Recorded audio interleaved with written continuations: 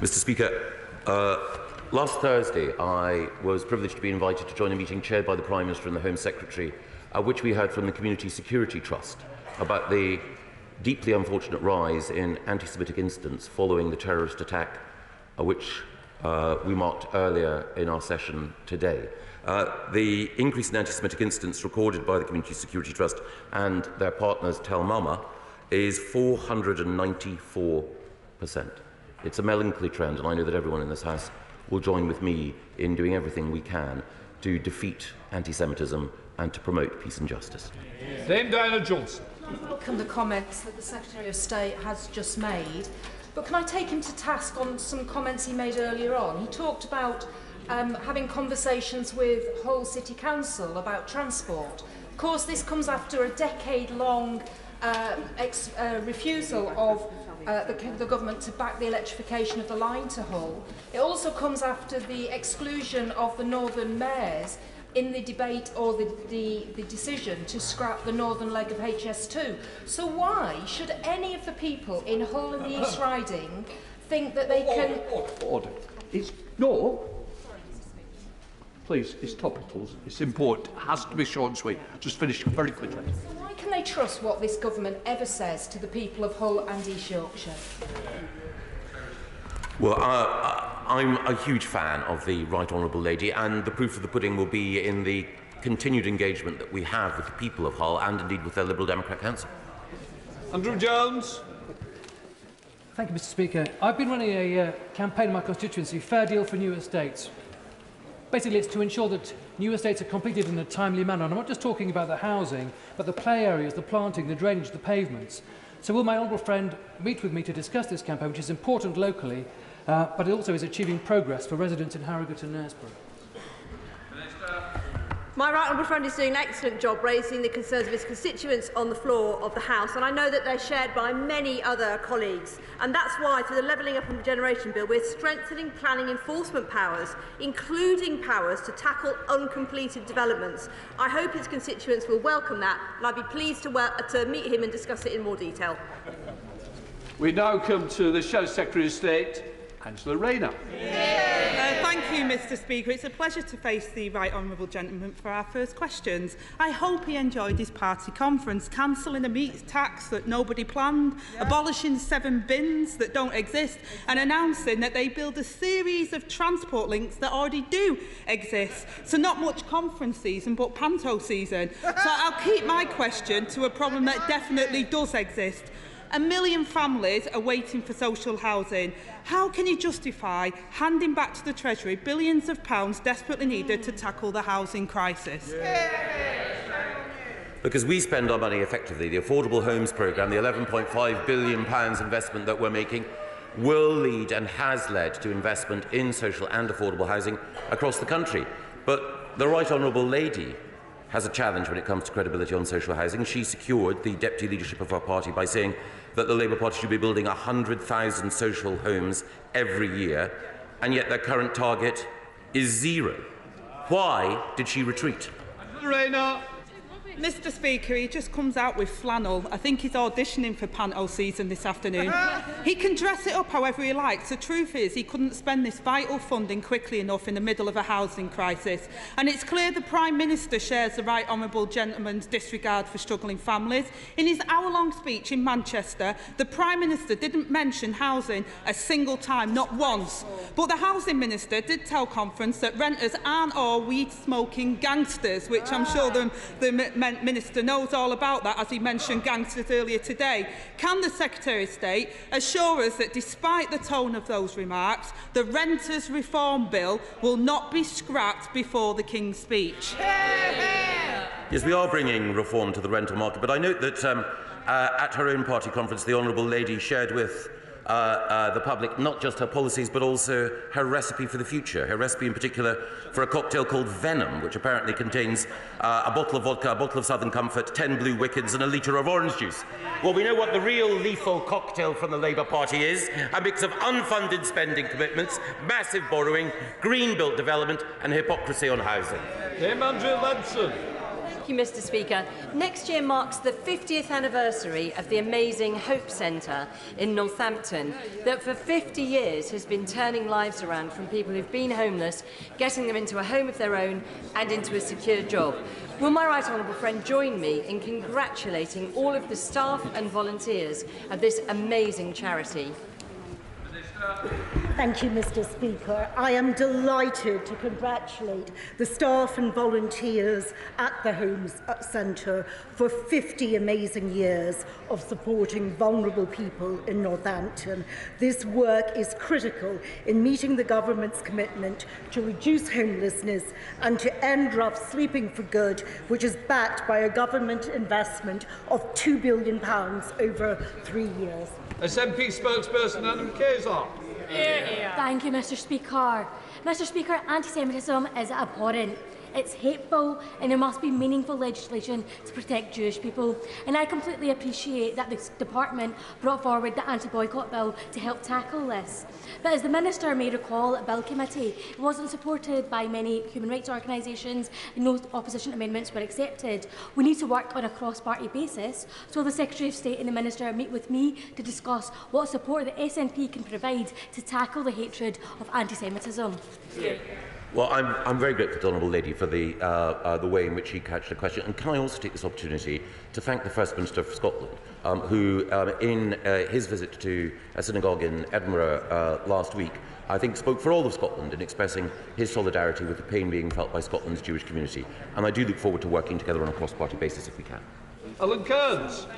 The new Levelling Up Minister has got off to a flying start by awarding £20 million to Barry in the Vale of Glamorgan. Now, Barry is Wales's largest town and has been ignored by the Welsh Government for decades.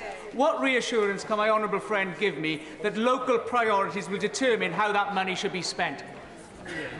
Thank you, Mr. Speaker, and I'm grateful to my honourable friend who is a persistent champion of Barry in his constituency. I'm delighted that Barry has been chosen as one of the 55 towns and will be receiving £20 million to deliver their plan, and I look forward to working with him to see Barry's potential realised. Samantha Nixon. Chester, like city centres up and down the country, as well as rural and coastal areas, are seeing rents going up and the supply of long-term private rented lets going down. Government consulted on short-term lets earlier this year. What progress has been made in tackling this issue? Well, I'm grateful to the Honourable Lady for raising this question, and the abuse of short-term lets is a significant issue, as she quite rightly points out, in rural and coastal areas, and we will be responding to the consultation shortly. Tom Hunt. Speaker, over 200 of my constituents at the mill development in Ipswich have been living in a cruel form of limbo for over 10 years. The building has deep cladding and structural problems. Our SME administrator could run out of money next March and April. My constituents fear they could be turfed out of their homes. What steps have the government taken to support my residents, to give them clarity of their future and come to a lasting settlement that funds the problems in this building and allows them to move on with their lives? Like my honourable friend, the Department and the Government wants to see a resolution to the mill which is complex and challenging, but which we absolutely accept the points that my honourable friend is making. I look forward to continue to meeting with my honourable friend and we will try and find a positive resolution. Richard Ford. Thank you, Mr. Speaker. Local authorities are struggling to retrofit ageing rural council housing stock, and it has allowed mould to set in. What will the Minister do to avoid councils having to spend huge sums of council taxpayers' money on positive input ventilation units to provide mould-free homes? Well, it is the case that the scourge of damp and mould, particularly but not exclusively in the social and private rented sector, is an issue that this government recognises we need to tackle, and that's why we're providing additional support to local government but also to housing associations in order to deal with that issue. I'll look forward to dealing in particular with the honourable gentleman to assess the situation in Tiverton and Hunt. Scott Benson. May I thank the Secretary of State for the tremendous support he has already provided to Blackpool, with over £140 million in levelling up monies allocated so far. Is he able to provide an update on the plans for further housing-led regeneration in the Bond Street and Weather areas of my constituency? Mr. Speaker, and I thank my honourable friend for his question. I fully recognise the importance of supporting Blackpool and places across the country on their ambitions for regeneration. Homes England and my department are continuing to work closely with Blackpool Council to level up the town and improve the quality of housing, and I look forward to my department saying more about these plans in the future. Chris Stevens. Thank you, Mr Speaker. The Secretary of State, discussing his bill tomorrow, intends to remove reducing child poverty as a levelling up mission. So can I ask him, does he think it's possible to level up without reducing child poverty, or is it just a case the government doesn't care?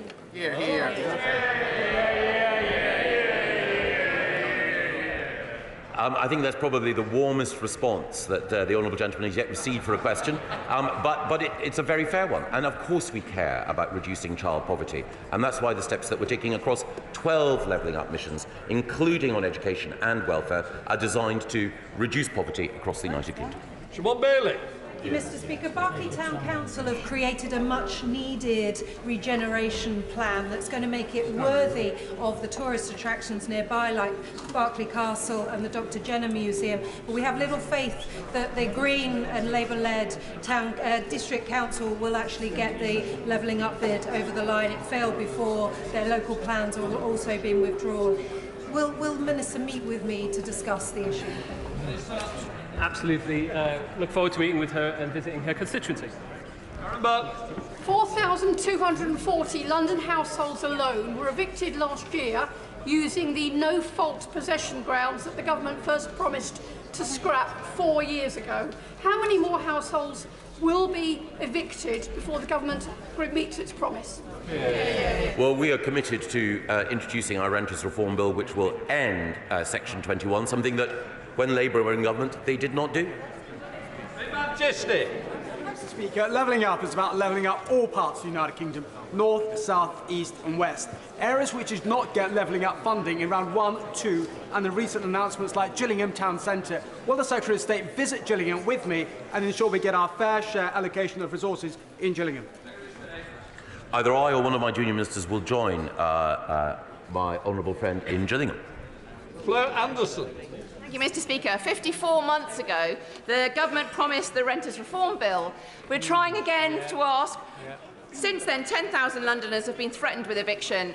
Renting is just simply too insecure. So when will the government be bringing in the Renters Reform Bill?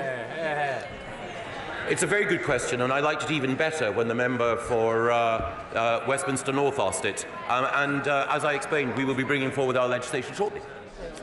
Chloe Smith. Thank you, Mr Speaker. He is reforming the NPPF, introducing a new infrastructure levy. How will he ensure that our constituents get the doctors and dentists capacity that must go with new homes? The infrastructure levy that we are bringing forward will ensure, through the Levelling Up and Regeneration Bill, that the money is there to provide services when new development takes place. We will work with the NHS in order to make sure that GP provision and dental provision is part of that. We have a plan for an infrastructure levy. Labour have no plan. That completes questions. We now come to the statement by the Prime Minister. Prime Minister Rishi Sunak. Mr Speaker, the attacks in Israel last weekend shocked the world. Over 1,400 people murdered, one by one, over 3,500 wounded, almost 200 taken hostage. The elderly, men, women, children, babes in arms, murdered, mutilated, burned alive. We should call it by its name. It was a pogrom. Mr Speaker, the families of some of the missing are in the public gallery today. We call for the immediate release of all hostages. Yeah. And I say to them, we stand with you, we stand with Israel. Yeah. The murdered and the missing come from over 30 countries, including the United Kingdom. The terrible nature of these attacks means it is proving difficult to identify many of the deceased. But with a heavy heart, I can inform the House that at least 6 British citizens were killed. A further 10 are missing, some of whom are feared to be among the dead. We are working with Israel to establish the facts as quickly as possible, and we are supporting the families who are suffering unimaginable pain. We are also helping British citizens who want to leave Israel. We've organised 8 flights so far, bringing out over 500 people, with more flights leaving today. We're working with neighbouring countries on land evacuations for our citizens in Gaza and the West Bank. I've spoken specifically to President Sisi about supporting civilians to leave Gaza by the Rafah border crossing, which at present remains closed. And we have a border force team in Egypt working with our embassy to help citizens when they are able to cross. I will come back to the grave humanitarian situation in Gaza in a moment. But first, Mr. Speaker, I want to address the British Jewish community directly. As I said at Finchley United Synagogue last week and at the Jewish school I visited this morning, we stand with you now and always. Yeah. This atrocity was an existential strike at the very idea of Israel as a safe homeland for the Jewish people. I understand why it has shaken you to your core, and I am sickened that anti-Semitic incidents have increased since the attack. We are doing everything that we can to protect you. We are providing an additional £3 million for the Community Security Trust to protect schools, synagogues, and other Jewish community buildings. And we are working with the police to ensure that hate crime and the glorification of terror is met with the full force of the law. I know the whole House will support this and join me in saying unequivocally, we stand with the Jewish community. Mr. Speaker, I also recognise that this is a moment of great anguish for British Muslim communities, who are also appalled by Hamas's actions but fearful of the response. We must listen to these concerns with the same attentiveness. Hamas is using innocent Palestinian people as human shields, with the tragic loss of more than 2,600 Palestinian lives, including many children. We mourn the loss of every innocent life, civilians of every faith, every nationality who have been killed. And so, let's say it plainly, we stand with British Muslim communities too. Mr. Speaker, Israel was founded not just as a homeland for the Jewish people, but as a guarantor of their security, to ensure that what happened to the Jewish people in the Holocaust could never happen again. Through its strength and resilience, Israel gradually achieved some of that longed-for security, despite the strategic threats on their borders, including Hezbollah in the north, with Iran at their back. They normalized relations with the UAE and Bahrain through the Abraham Accords and moved towards normalizing ties with Saudi Arabia, steps that not long ago were thought unthinkable. One reason why this attack is so shocking is that it is a fundamental challenge to any idea of coexistence, which is an essential precursor to peace and stability in the region. Mr. Speaker, the question is, how should we respond? I believe we must support absolutely Israel's right to defend itself, to go after Hamas, take back the hostages, deter further incursions, and strengthen its security for the long term. This must be done in line with international humanitarian law, but also recognizing that they face a vicious enemy that embeds itself behind civilians. As a friend, we will continue to call on Israel to take every possible precaution to avoid harming civilians. I repeat President Biden's words, as democracies, we are stronger and more secure when we act according to the rule of law. Humanity, law, decency, respect for human life. That's what sets us apart from the mindless violence of the terrorist. Mr. Speaker, there are three specific areas where the United Kingdom is helping to shape events. First, we are working to prevent escalation and further threats against Israel. On Friday, RAF surveillance aircraft began patrols to track threats to regional security. I have deployed a Royal Navy task group to the Eastern Mediterranean, including RFA Lyme Bay and RFA Argus, 3 Merlin helicopters and a company of Royal Marines, ready both to interdict arms and support the humanitarian response. We are bolstering our forces in Cyprus and across the region, and let me be clear, we are not engaging in fighting or an offensive in Gaza, but we are increasing our presence to prevent broader regional instability at this dangerous moment. Second, Mr. Speaker, I'm proud that we are a long-standing and significant provider of humanitarian aid to the Palestinian people. And I can announce today that we are increasing our aid by a third with an additional £10 million of support. An acute humanitarian crisis is unfolding to which we must respond. We must support the Palestinian people because they are victims of Hamas too. Like our allies, we believe that Hamas does not represent the Palestinian people or their legitimate aspirations to live with equal measures of security, freedom, justice, opportunity, and dignity. Hamas simply does not stand for the future that the Palestinians want, and they seek to put the Palestinian people in harm's way. So we must ensure humanitarian support urgently reaches civilians in Gaza.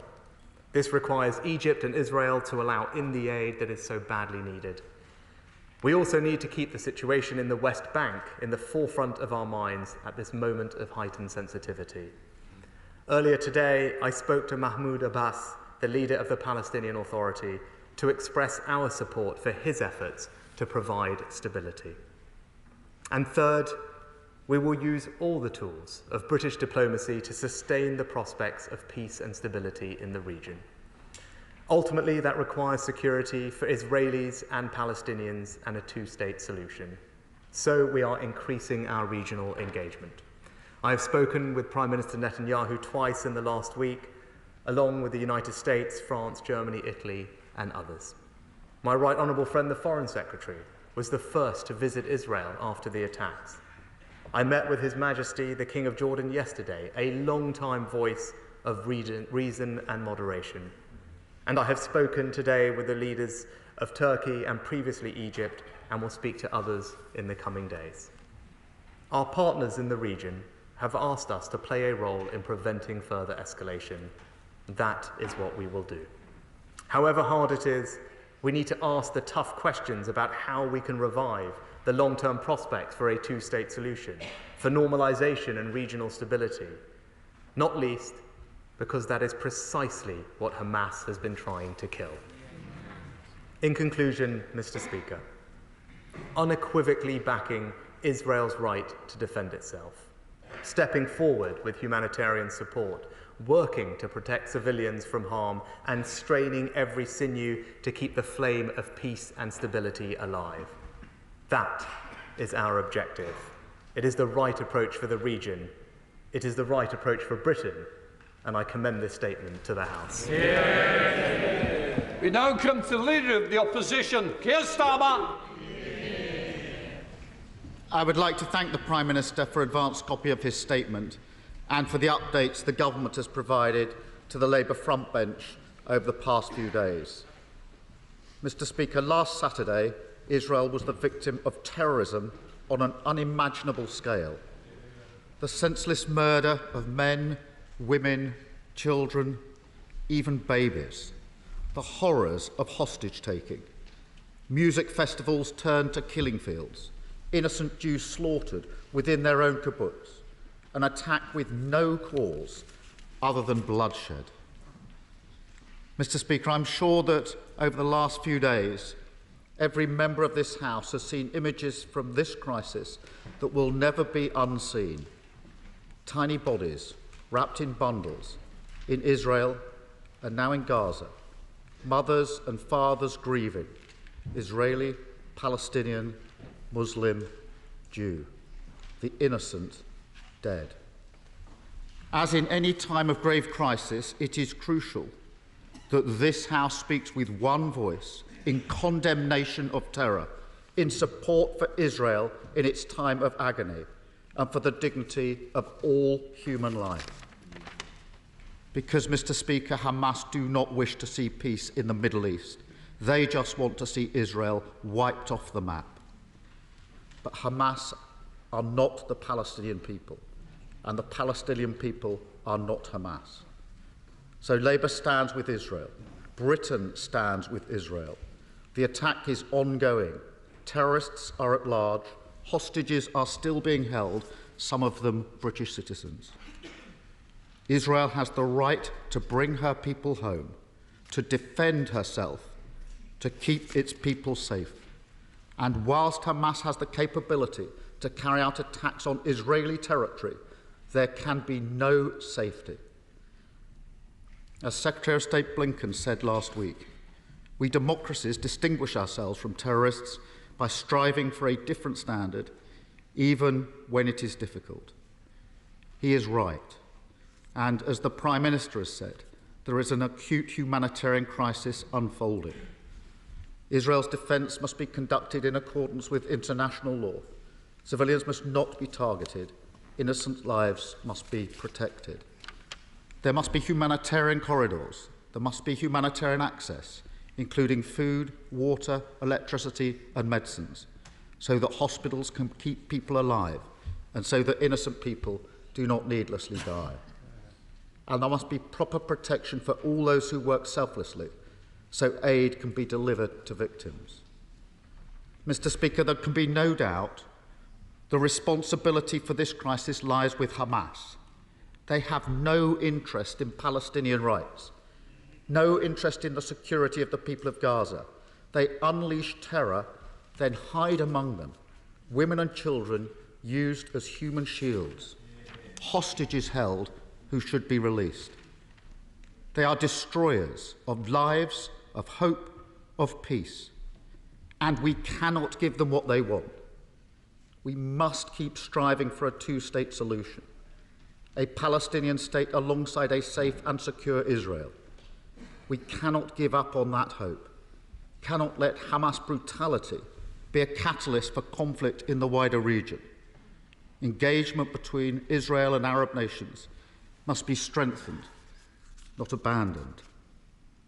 International cooperation, the rule of law, a political road to peace. Hamas want us to abandon all three, and in defiance, we must be resolute on all of them. Mr. Speaker, these attacks are having a huge impact on communities across the United Kingdom. Many in this House will have heard devastating stories from people who have lost friends and family, people deeply worried about the future of those they know in Israel or Palestine, including the First Minister of Scotland, who I spoke to at the weekend. We stand with all of them, stand against the worrying rise in Islamophobia, stand against the anti-Semitic abuse, threats and assaults we've seen on British streets. Because, Mr. Speaker, we must never underestimate the burden of history the Jewish people carry with them. I do not want Britain to be a place where Jewish schools are closed, Jewish children stay at home out of fear, and Jewish families feel compelled to hide their identity. And I do not want Britain to be a place where British Muslims feel that they have to apologise for the actions of people who do not act in their name. We cannot allow community cohesion in our country to be destroyed. We all bear a responsibility to do all we can to stamp out hate, and we fully support police action to provide extra assistance for our communities. Mr. Speaker, the events of the past week have seen horrors beyond our imagination. So let's send a strong message. Westminster is united. Britain is united with Israel against terror, for international law and the protection of innocent lives. There are difficult days ahead, but our values cannot be compromised. Terror cannot win. Thank you, Mr. Speaker. Prime Minister. Thank you, Mr. Speaker. I thank the Leader of the Opposition for his remarks. And let me just say at the outset, this is an unprecedented and extraordinarily difficult situation, and is likely to remain difficult for all of us in the days and weeks ahead. But we must always have in the forefront of our mind that responsibility for this crisis is Hamas, and Hamas alone. It was a barbaric act of terrorism that has inflicted untold suffering and misery on so many people, and we have felt that acutely here at home. And we have seen the impact on our streets over the past week, and it has sickened all of us. And we stand united in saying that anti-Semitism has no place in our society. Mr. Speaker, let me be unequivocal that those who incite racial, or religious hatred on our streets that inflict violence, that cause untold suffering to people, will be met with the full force of the law. I know the whole House will join me in making sure that that happens, that the police have all the tools, resources and powers they need to bring that about. And let me also just say, in conclusion, Mr. Speaker, that the honourable gentleman opposite is absolutely right. This House stands united in saying that we condemn unequivocally this terrorist attack by Hamas, stands united in saying that we will be steadfast in our support for Israel, steadfast in our support for the Jewish people, not just today, not just tomorrow, but always. From the House, Sir Peter Bottom. The House will be grateful both to the Prime Minister and the Leader of the Opposition for the lead they've given in today's statement. This isn't the time to point out the faults of Benjamin Netanyahu. What we have to say is that inexcusable terror attack on Israelis was intended to bring awful harm to the Palestinians. Rather than quote international leaders, I want to quote a senior constituent who said this is a harrowing time for Jews all over the world. There are about 16 million of us worldwide. Why can't they leave us alone? If we pray for the peace of Jerusalem, we want to try to bring security both to the people of Israel and to the Palestinians in Gaza. And does the Prime Minister know he'll get our support as he tries to do that? Well, can I thank the Father of the House for what he said and simply agree with his constituent in saying that all of us will pray for peace in the region, but especially for peace for those families who've been so tragically affected by what's happened over the past week. You know the SNP, Stephen Flynn. Yeah. Mr. Speaker, Rabbie Burns once poignantly wrote that man's inhumanity to man makes countless thousands mourn, and it is with those words echoing in all of our hearts that we send our thoughts and our prayers to all of those suffering in the Middle East. The abhorrent terrorist attack by Hamas on the Jewish people and the Israeli state, it was a crime against our common humanity, and it must be condemned unequivocally. And what more powerful response can we have than to seek to protect the shared innocence and the shared humanity of both Israeli and Palestinian civilians? And what that will require is a lot. It will require the defeat of Hamas. It will require the safe return of all those hostages who have been taken. And it will require the opening of humanitarian corridors so that people can escape Gaza and aid get in. It will require medicine and water and electricity for hospitals so that people who are injured can be treated. It will require no collective punishment. In order to make all that happen, it will require international leadership and international diplomacy. On these isles, that responsibility will fall to the UK Prime Minister, and I very much wish him well in making that happen. And right across this chamber, we all need to be very, very conscious that history will judge us on our response, not just to these abhorrent attacks, but to the humanitarian crisis which is undoubtedly unfolding in Gaza. Let us not be on the wrong side of history.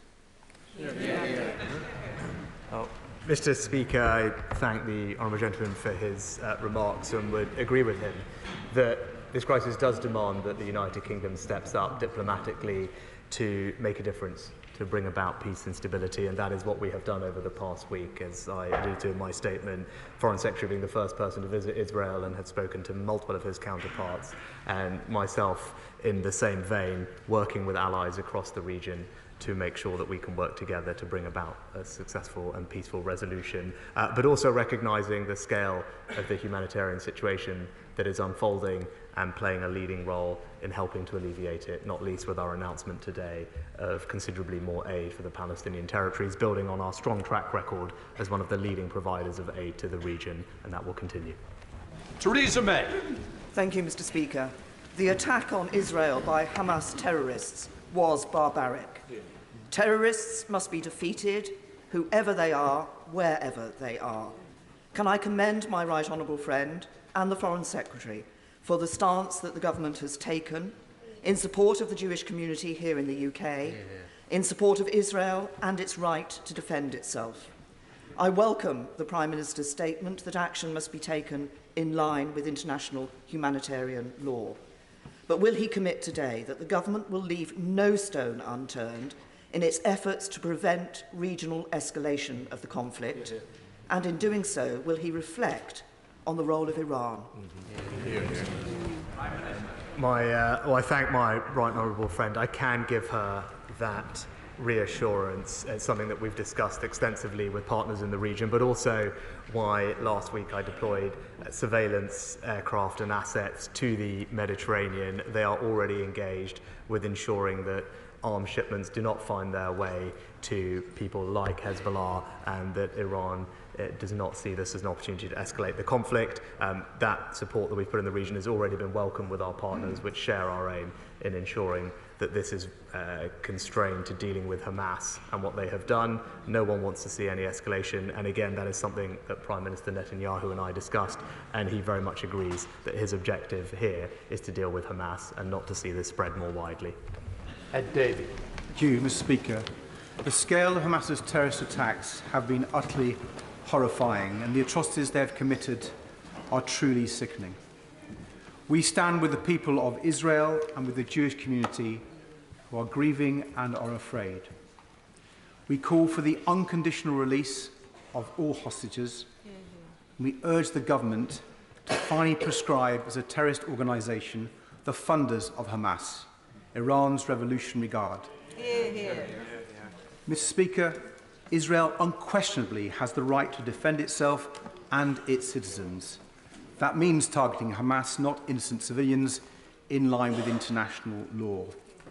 I am concerned about the forced evacuation of hospitals in Gaza, which means death for innocent Palestinians who will not survive being taken off life support.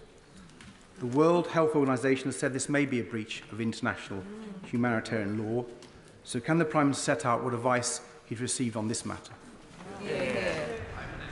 Well, Mr. Speaker, unlike Hamas, the Israeli president has said that the Israeli armed forces will operate in accordance with international law, and I would just say Israel's attempt to minimise civilian casualties by warning them to leave northern Gaza has actually been further complicated by Hamas terrorists telling the local population not to leave and instead using them as human shields. We will continue to urge Israel, as I have done when I've spoken to Prime Minister Netanyahu, that whilst it exercises its absolutely right to defend itself and ensure that these attacks can never happen again, that it takes every possible precaution to minimise the impact to civilians. Chair of the Select Committee, Alicia Gans. Saturday's terror attack on Israel constituted crimes against humanity. Crimes so heinous that they violated our understanding of the depths of human depravity, and depravity which continues today as innocents remain held hostage by Hamas terrorists and their patrons, the state of Iran. Israel has a legitimate right to self-defence and to defeat Hamas, and we can support Israel and grieve with their people whilst recognising that how a counter-terrorism operation is conducted matters. It matters because Israel's action as a rule of law nation and our words as their friends shape our ability to be a legitimate arbiter in future conflict and have the right to call out abusers like Russia. And it matters because whilst there is an imperative to defeat Hamas in the immediate to secure Israel's future, how they are defeated will shape the region's future. And because the people of Gaza are not Hamas. 1.2 million children bear no collective guilt for Hamas's terror. So today, Prime Minister, I repeat my call for the creation of a special envoy for the Middle East peace process. And can my right honourable friend tell the House more about what actions are being taken to prevent loss of life and conflict in the West Bank and East Jerusalem? And will we finally prescribe the IRGC?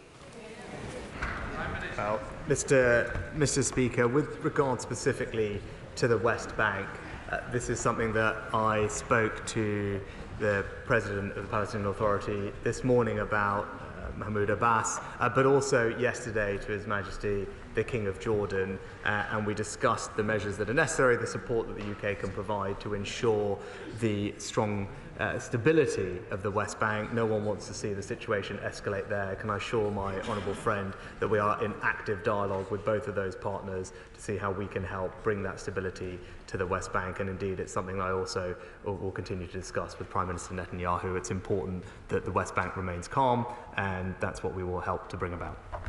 Christian Wakefield. Thank you, Mr. Speaker. On Saturday, I went to Shul and sat next to a constituent whose cousin is one of the hostages. And my thoughts and prayers go out to not only him, but to all families and hostages currently being detained. Mr. Speaker, whilst conflict escalates in the Middle East, we see the effects on the streets here in Britain. Whilst I welcome the Prime Minister and Leader of the Opposition's stance on standing behind Israel's right to defend itself and the £3 million increase in funding for the Community Security Trust, unfortunately, in the last week, we've seen around a 500% increase in anti-Semitic incidents, an 850% increase in suspicious behaviours, and even this weekend, glorification of Hamas and genocidal chants on the streets of our cities, in some cases mere feet away from police officers. So will the Prime Minister join me in applauding the efforts of the CST in keeping the Jewish community safe, but also commit to ensuring that anyone found to be preaching this hate speech on our streets faces the full extent of the law?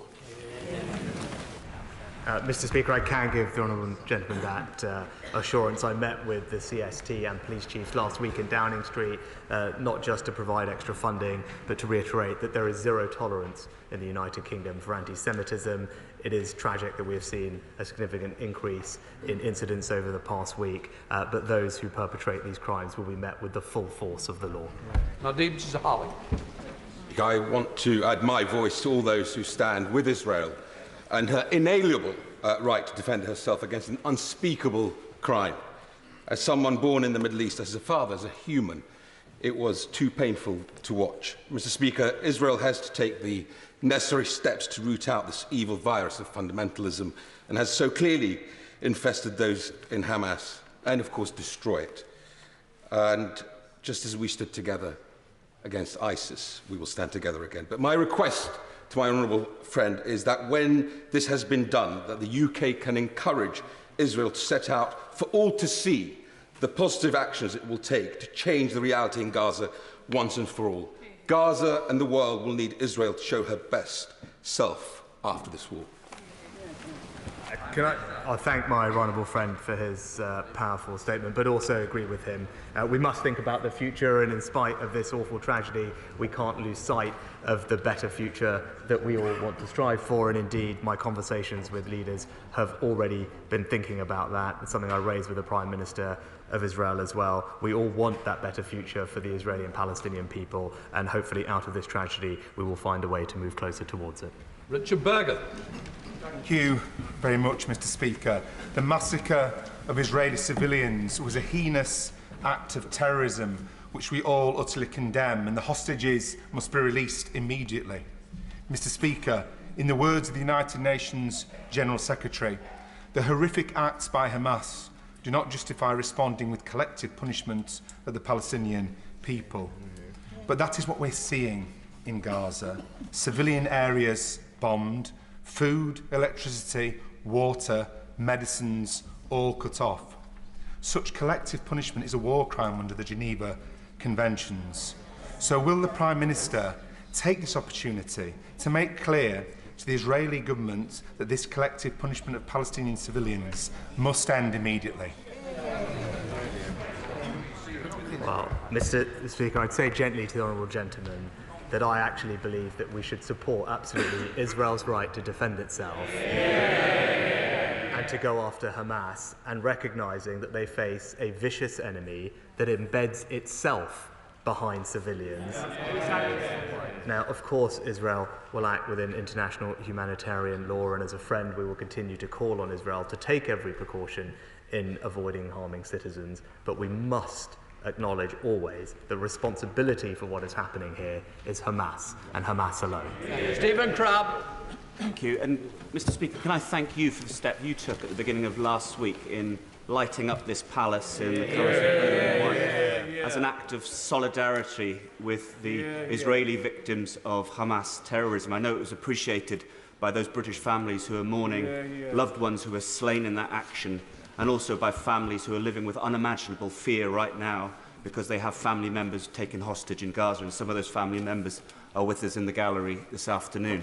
Does the Prime Minister agree with me that after the acts of barbarism by Hamas, there is no going back to the situation as it was before, when right under the noses of the international community, Hamas were allowed to rearm time and again, were allowed to misappropriate aid into terrorist infrastructure, building those tunnels, amassing armaments, hiding them behind civilian families? And does he agree with me that the international community must make a stand and not allow the Gaza Strip to go back to becoming a terrorist statelet?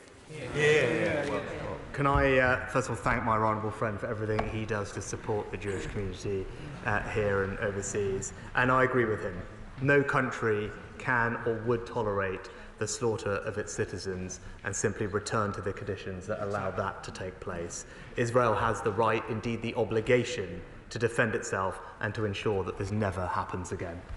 Charlotte Nettles. Thank you, Mr. Speaker. No stone can remain unturned in finding a political solution. Not my words, but the words of the Israeli and Arab Mothers Collective, Women Wage Peace, echoed in recent days by survivors from Kibbutz Be'eri, family of those murdered at Nativ HaSarah, organisations like B'Tselem, Omdim Ben Yachad, and thousands of peace activists and ordinary Israelis desperately praying for the cycle of violence to end and a lasting peace to be secured. What will the government be doing to heed that call and mobilise international actors to find this political solution, however far away it feels right now, so that there may be a way out of the nightmare Hamas have unleashed for all in Israel, Palestine and the wider region for good? Mr. Speaker, we must provide an alternative to the vision of violence and fear and terror that is presented by Hamas, and that is what the United Kingdom will do.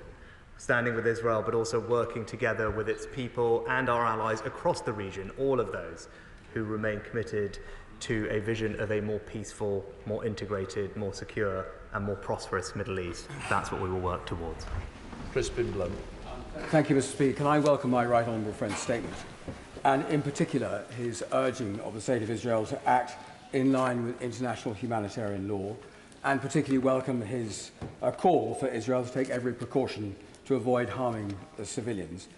Can I also ask my right honourable friend to press upon our Israeli friends the principles of distinction and proportionality in their action, and to avoid any sense in which it looks like a collective punishment is being meted out to the Palestinians in Gaza, as well as ensuring that we do nothing that is going to leave the democracies worse off at the end of this, and not in line with the principles that all of us would wish to hold. Well, I thank my honourable friend, and as I said, we support Israel's right to defend itself, but as a friend we will continue to call on Israel to take every precaution to avoid harming civilians. This is something I specifically discussed with Prime Minister Netanyahu, and we will continue to do so. Abdul Khan.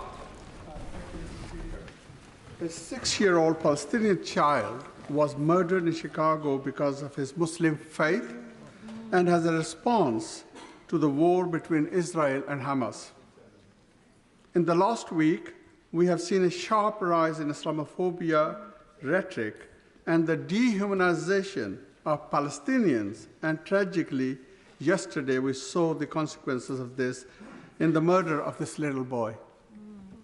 Will the Prime Minister review his statements about the conflict and ensure he does not add to the further vilification of Palestinians and Muslims when condemning the actions of Hamas?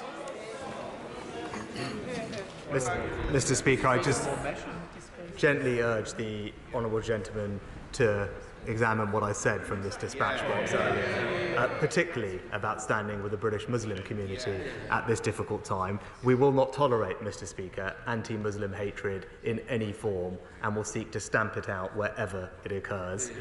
I'm pleased to say in June of this year, the Security Minister confirmed additional funding of £24.5 million available this financial year to provide protective security at mosques and Muslim faith schools as a demonstration of our intent to deliver on what I said. But I would say to the honourable gentleman, please see what I did say earlier from the dispatch box. We stand with all communities at this difficult time. Sir Michael Ellis.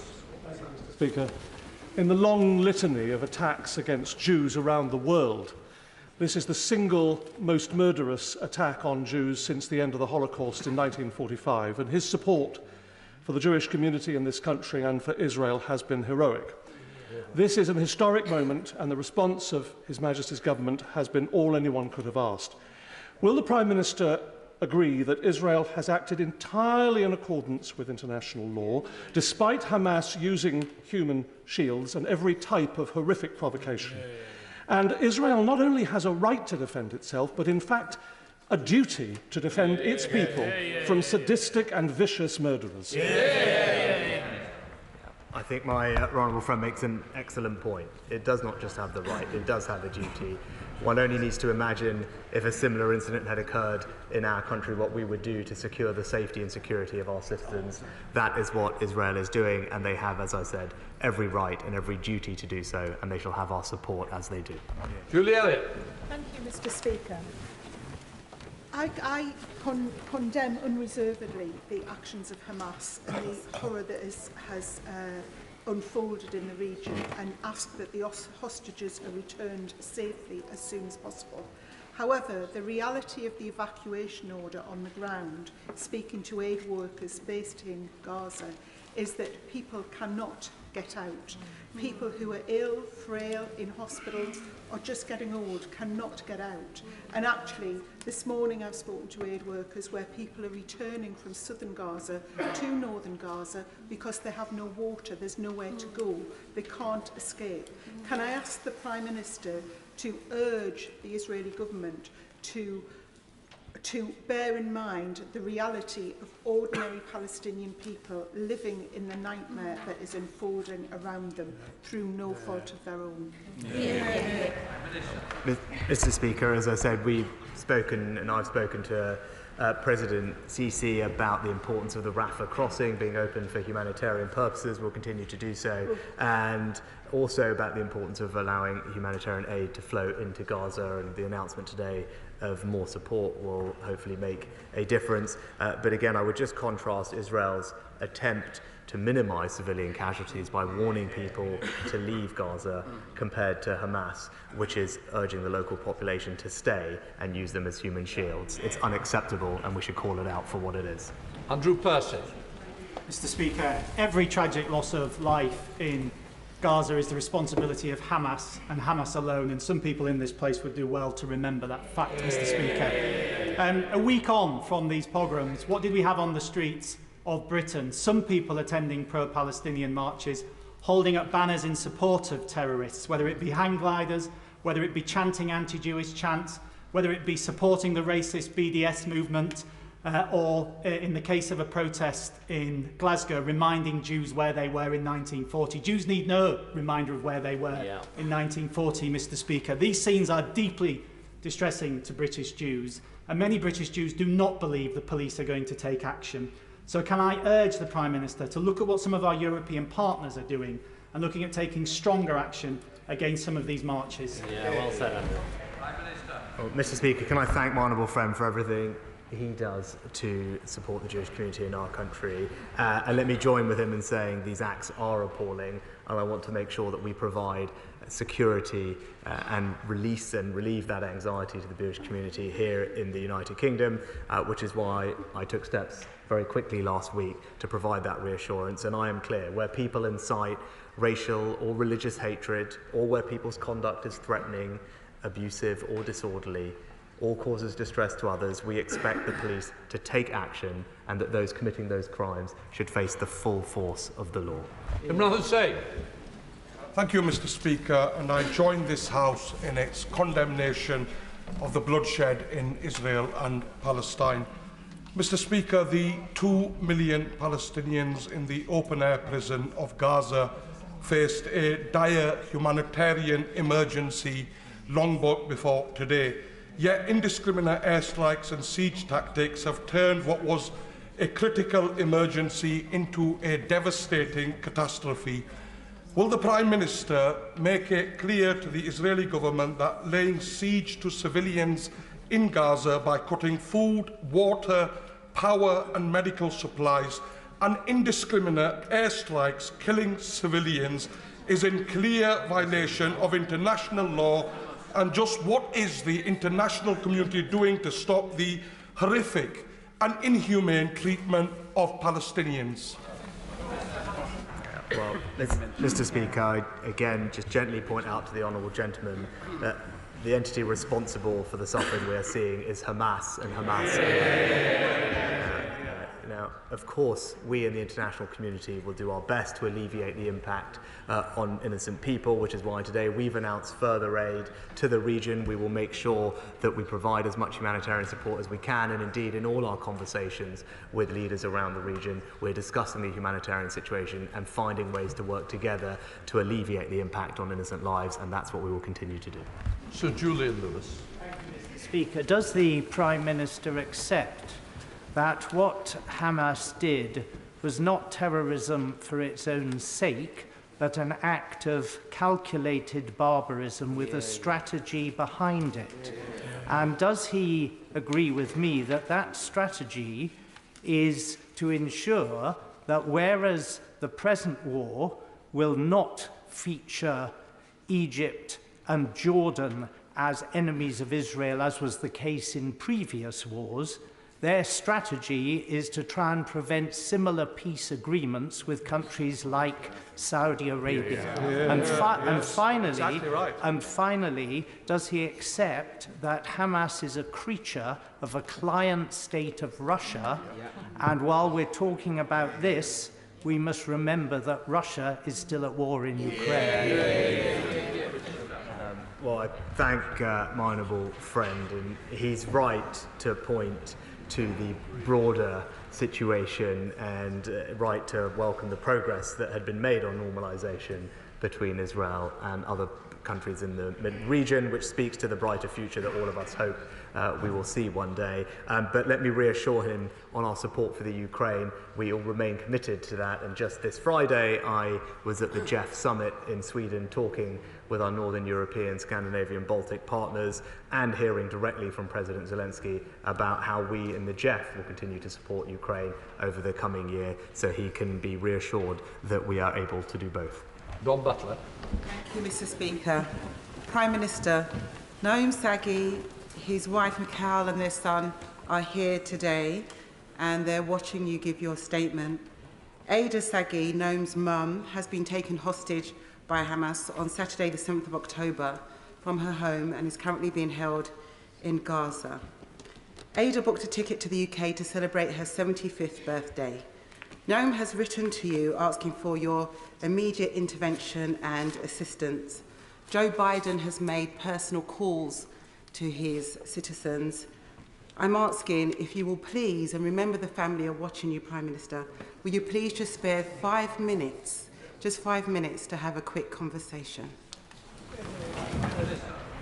Mr. Speaker, of course I'm happy to have a quick conversation, but I'm also engaged actively with our partners in the region to try and ensure the safe release of our hostages, something which I'm sure the House will support me in doing.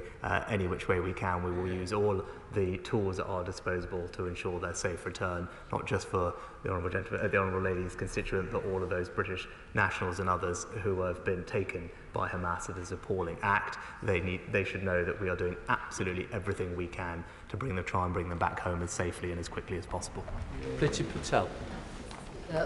We in this House are all absolutely horrified by the terrorist atrocities on Israel and the appalling way the Hamas terrorists have murdered, tortured and kidnapped men, women and children. And I do thank the Prime Minister today for his very, very important and significant statement, and actually for the way in which he's just said that we are giving all the support to those grieving families right now.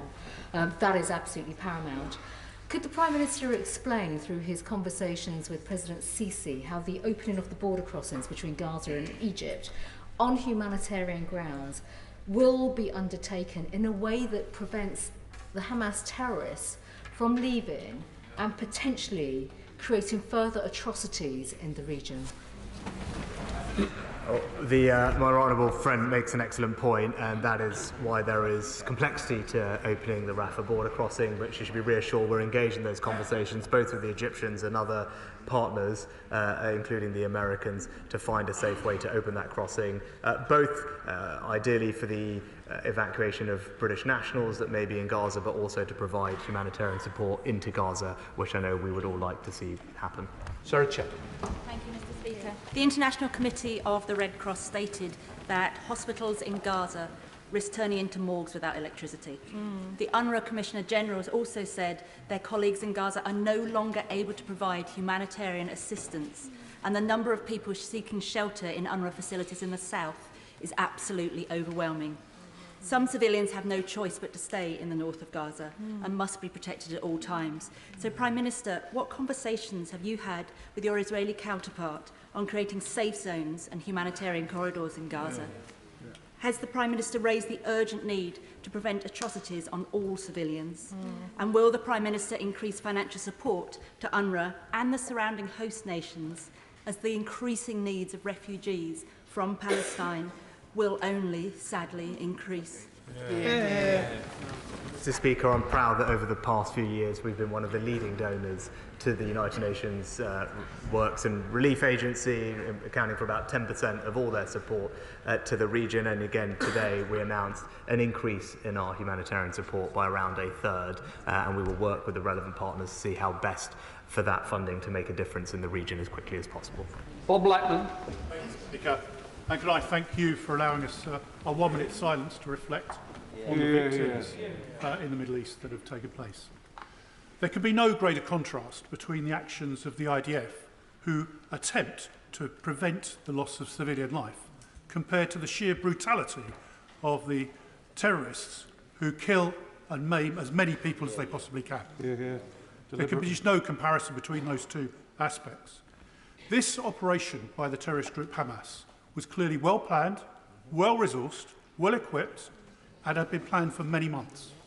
It is beyond belief that the Iranian Revolutionary Guard Corps, who fund and support Hamas, were not behind this whole operation.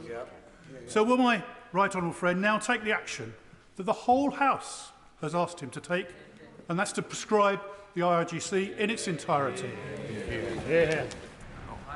Mr. Speaker, we have already taken strong action against the Iranian regime, including sanctioning 350 different individuals and entities, including the IRGC in its entirety. And furthermore, the National Security Act implements new measures to protect the British public, including new offences for espionage, foreign interference, and tougher powers to arrest and detain people suspected of involvement in state threats. As the House knows, the government has a long-standing policy of not commenting on whether specific organisations are being considered for prescription, and our approach, as currently stated, is completely aligned with that of our allies. Samuel Wilson.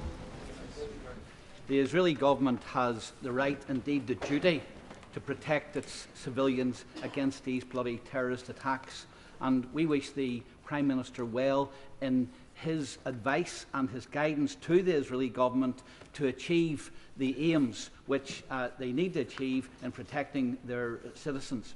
The Prime Minister's statement indicated that we would not tolerate the glorification of terror, and it will be met by the full force of the law.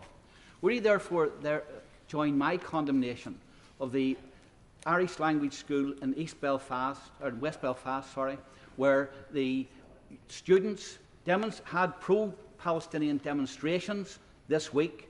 They were facilitated within the school, and would you agree with me that schools should be places where pupils are taught it's morally wrong to support terrorism and they should not facilitate such demonstrations? Well, I thank the honourable gentleman for his remarks. Without obviously knowing the details of the incident he describes, of course it's right that schools should not be a place where this malicious activity is happening. We are absolutely clear that under the Terrorism Acts, both of 2000 and 2006, it is an offence to encourage terrorism, and it is also a range of offences to glorify or support groups which have been prescribed as terrorist organisations under UK law. The police will use all the tools at their disposal to stamp that out and arrest those who perpetrate those acts. Colin Burns. Thank you, Mr. Speaker. One of the many things that Bournemouth is known for, Mr. Speaker, is its large Jewish community. Indeed, our first citizen and mayor, Councillor Anne Filer, is herself Jewish. Those people in my constituency will have heard and drawn comfort from the calm and measured words, not just of the Prime Minister, but of the Right Honourable Gentleman, the Leader of the Opposition, this afternoon. What we have seen is not just an attack on the territorial integrity of Israel. What we have seen is an attack on Jews and those of the Jewish faith. Will my right honourable friend join everyone else of goodwill in this House to make clear, not just this week, last week, this month, next month, but always that anti-Semitism has no place in our society? Yeah. I agree with my right honourable friend. What this was an attack on Jews, and we should call it out for what it was. That's what Hamas believes, that's what Hamas has tried to do, and they will meet firm resistance from us, and we will not tolerate anti-Semitism in any form on our streets, not just today, not just tomorrow, but always. Toreen Kelly. Toreen Kelly. Thank you, Mr. Speaker. The Prime Minister reaffirmed his commitment to a two-state solution. Why then has his government failed to recognise the state of Palestine when 138 United Nations members countries have done so? Israel has absolutely every right to defend itself. Palestinians need to have that right as well. In doing so, by recognising Palestine as a state, Palestine will be able to root out terrorism and defend its territory. Does the unjustifiable actions of Hamas, a group that does not represent Palestinians, justify the collective punishment of innocent Palestinian civilians in Gaza by the Israeli Defence Forces? Mr. Speaker, the United Kingdom government's long-standing position under both parties for some time has been that the United Kingdom will recognise a Palestinian state at a time when it best serves the object of peace. We are committed to the objective of a sovereign, prosperous and peaceful Palestinian state living side by side with a safe and secure Israel. And as last week's attack demonstrates, that right now we must ensure that Israel has that security. Liam Fox. Thank you, Mr. Speaker. Does my right honourable friend agree that to conflate Hamas and the Palestinians is not only wrong but dangerous? Hamas have abducted, tortured and executed Palestinian members of Fatah. They have broken the arms of children who have worn Fatah colours to school. And they do not want a two-state solution because they don't believe Israel should exist as a state.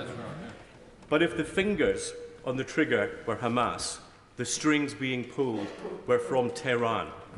With £100 million of investment going from Tehran to the terrorists of Hamas, isn't it time that we in this country asked again why Iranian banks are operating from the City of London, why Iran Air is operating from Heathrow Airport, and why, again, we have not prescribed the IRGC as I believe we should have? Mr. Speaker, I agree with my right honourable friend that Hamas, crucially, the Palestinian people are also the victims of Hamas, as he said. Hamas doesn't represent the Palestinian people or their legitimate aspirations to live with security and dignity. It does not stand for the future that Palestinian people want, and he is right to highlight that, and that is why we've taken the approach that we have, and we believe, and we will continue to make sure that our sanctions regime is effective. Where we have sanctioned entities, including banks, we will ensure that those sanctions are complied with, and the new Economic Deterrence Institute that we have established with funding will help make sure that that happens. Agreement.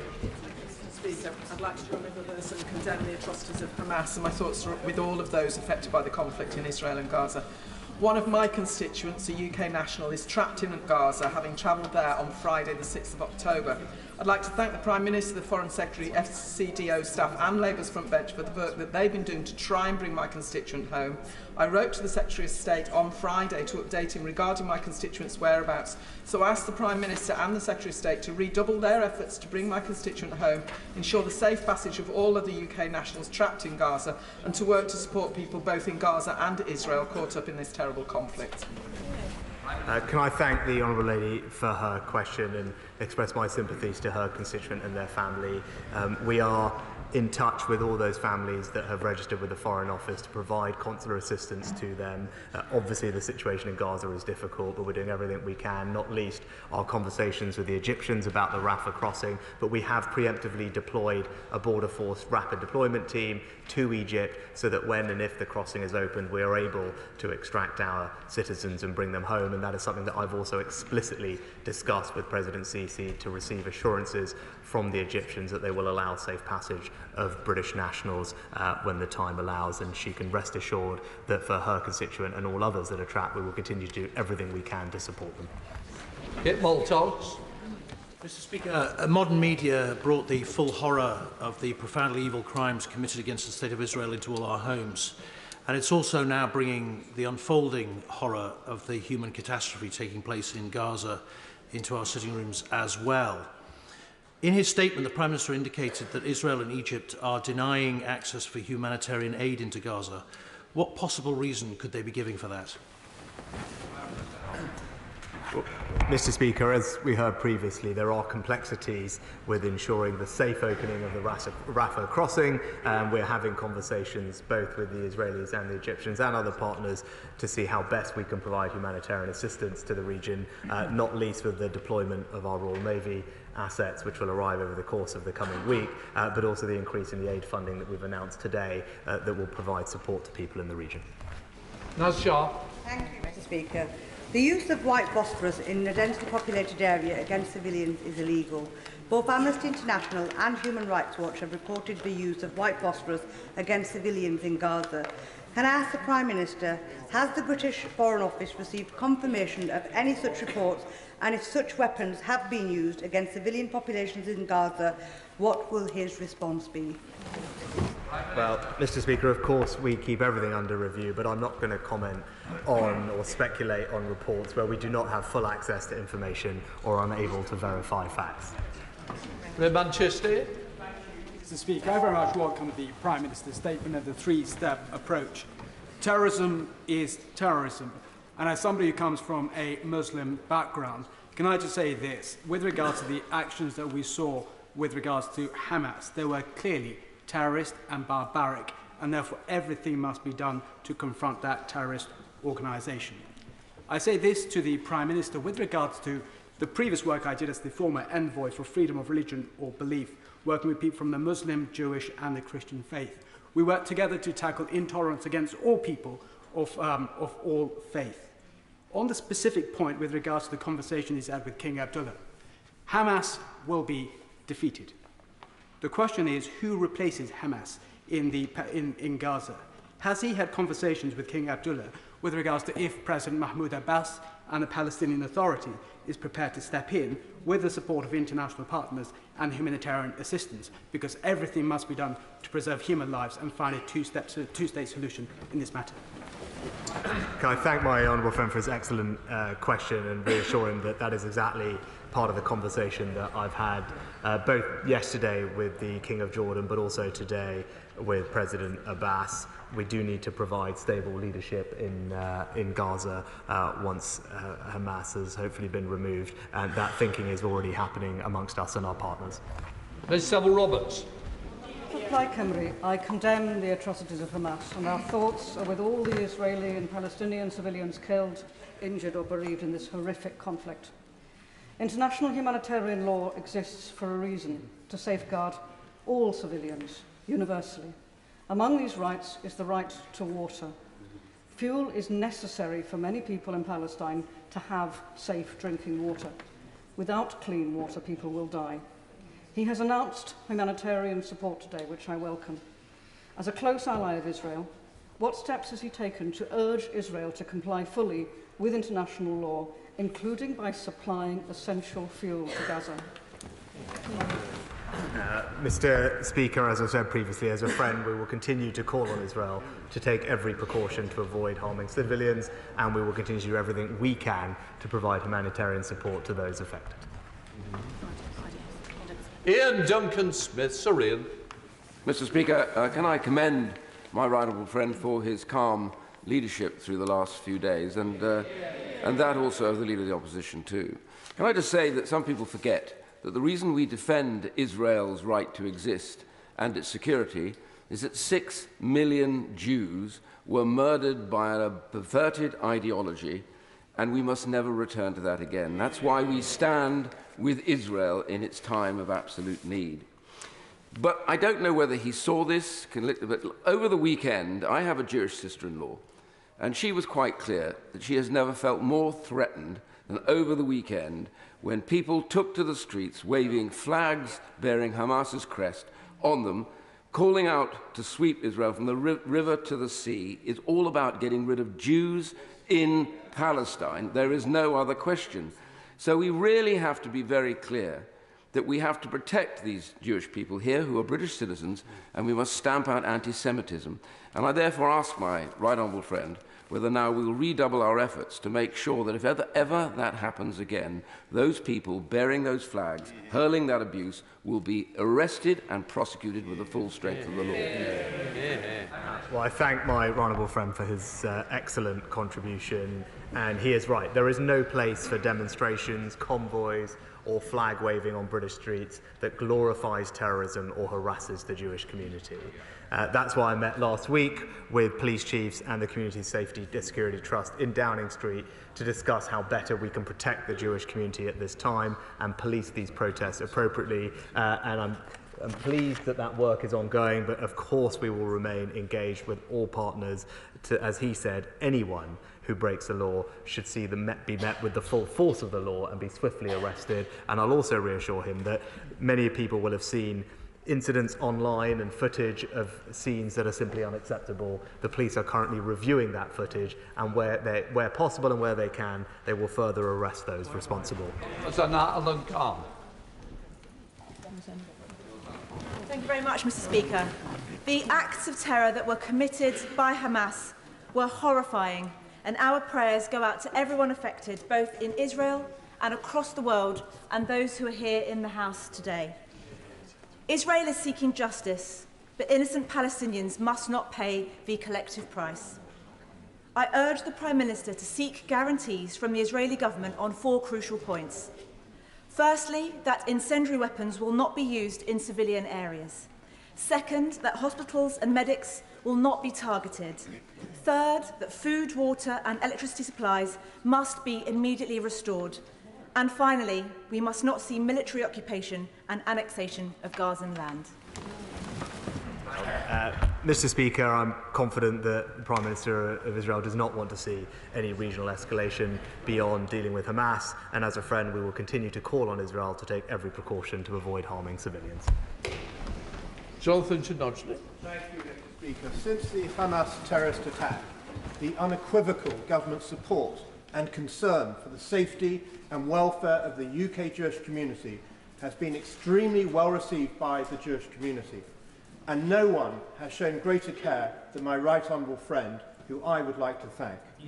Over the coming days, as Israel takes the remedial action and self-defence action that it has been forced to take, can my right honourable friend confirm that he will work with our international allies to ensure continued support for Israel, such that Israel is not left out on a limb on its own to be picked off by enemies? I thank my honourable friend for his kind words and agree with him that we will continue to support absolutely Israel's right to defend itself and remain engaged in the region, talking to our partners to provide them with the support that we can, defend their position, and also to provide humanitarian support to alleviate the impact best we can. Thank you, Mr. Speaker. My thoughts and prayers are with all the families who are grieving following the horrific terrorist attacks by Hamas, which I condemn unreservedly. These atrocities were committed by terrorists who do not seek peace and have set back the just cause of Palestinian freedom and statehood, which I have long supported, along with many across this House. Over 1 million Palestinians in Gaza have been told to flee, highlighting the scale of the impending humanitarian disaster, which will only inflame tension in the region. There are grave concerns about escalation of this conflict in the wider region. Can the Prime Minister tell the House what particular steps our government is taking to help de-escalate the conflict, which runs the risk of turning this into a wider regional conflict, drawing in Lebanon and Iran? Well, both the Foreign Secretary and I are speaking extensively to all our partners in the region to urge everybody to put pressure on those who would seek to take advantage of the situation not to. And we have deployed, as I said, surveillance aircraft to the Mediterranean, not least to ensure that Hezbollah is not in receipt of extra arms shipments, because that would be something that would be damaging to regional stability, and we'll continue to make sure that that doesn't happen. Matthew Wofford. 2013, I took a group of school children from the Bet Shidda primary school in Edgware to the Hanukkah party at number 10. A leading voice of the choir was Nathaniel Young, one of the first people to be killed in the terrorist attack in Israel. Can the Prime Minister advise the House what actions have been taken to the bereaved families and also the families of the 17 hostages who remain in Gaza, and what consular support will that entail? Well, I express again my sympathies to all those families who have been impacted by the appalling situation in Israel and this terrorist attack. I was in Nathaniel's constituency, my honourable friend's constituency this morning, and seeing firsthand the impact that this was having on the community there. And can I assure my honourable friend that the Foreign Office are providing extensive consular support to all those families that are impacted, and we will continue to do so throughout this crisis. Adam Kesa. Mr Speaker, I refer members to my register of interests. I wish to put on the record my utter condemnation of the Hamas attacks. Israeli hostages must be released. Over the last week, we've all seen horrific images of innocent Israelis and Palestinians on our screens. It's been awful. And what struck me is a quote that I've seen from an aid worker in Gaza. Medical Aid for Palestinians, Mahmoud Shalabi, has said, "I've seen kids write their names on their palms because when they die, they want people to know who they are." That's because in Gaza, families are being wiped out. Across the globe, there's been collective outcry for the people of Gaza, most of whom, as the Prime Minister has said, have nothing to do with Hamas. Has the Prime Minister pledged funding or support for the safety of children and their access to healthcare and hospitals? And what is the Prime Minister doing to facilitate the opening of the border for aid? Humanitarian access is so important, and so foreign nationals can leave Gaza. Well, Mr Speaker, I've specifically spoken to President Sisi about the importance of opening the Rafah border crossing, both for humanitarian purposes and to provide for the safe evacuation of British nationals. And today we've announced an increase in our aid funding to the region by around a third, and we will figure out how best that money can help those who need it as quickly as possible. Sir William Cash. As to international law and media impartiality, will the Attorney-General be asked to provide a legal note, if not a full opinion, given, for example, that one of Ofcom's directors, Ofcom having itself full statutory responsibility and regulatory responsibility of all visual and oral media, including the BBC, is reported to be supporting posts this week itself, arguing that the government's support for Israel is a vile colonial alliance, referring to ethnic cleansing and genocide of Palestinians, and Ofcom must surely be told that it must deal with this at once as a matter of impartiality, quite apart from any criminal action that may be needed under terrorist or criminal law. Well, I thank my honourable friend for his question. I'm sure that the attorney looks into it, and more generally just say I absolutely endorse those describing these attacks, calling them what they are, which are acts of terror by a terrorist organisation. Obviously, the BBC is editorially and operationally independent of government, but the Culture Secretary raised that specific issue with the BBC Director General last week. Dame Diana Johnson. Hamas's kidnapping of 200 Israelis is a stark reminder that the terrorist group has learnt from its paymasters, the Iranian regime, who for years have promoted state hostage-taking, including, of course, UK nationals. So can the Prime Minister say a little bit more about the steps that the UK government is taking for the release of the British nationals who are currently held in Gaza? As I said, we're providing consular support to families that are affected. We recognise this will be a very difficult time for them.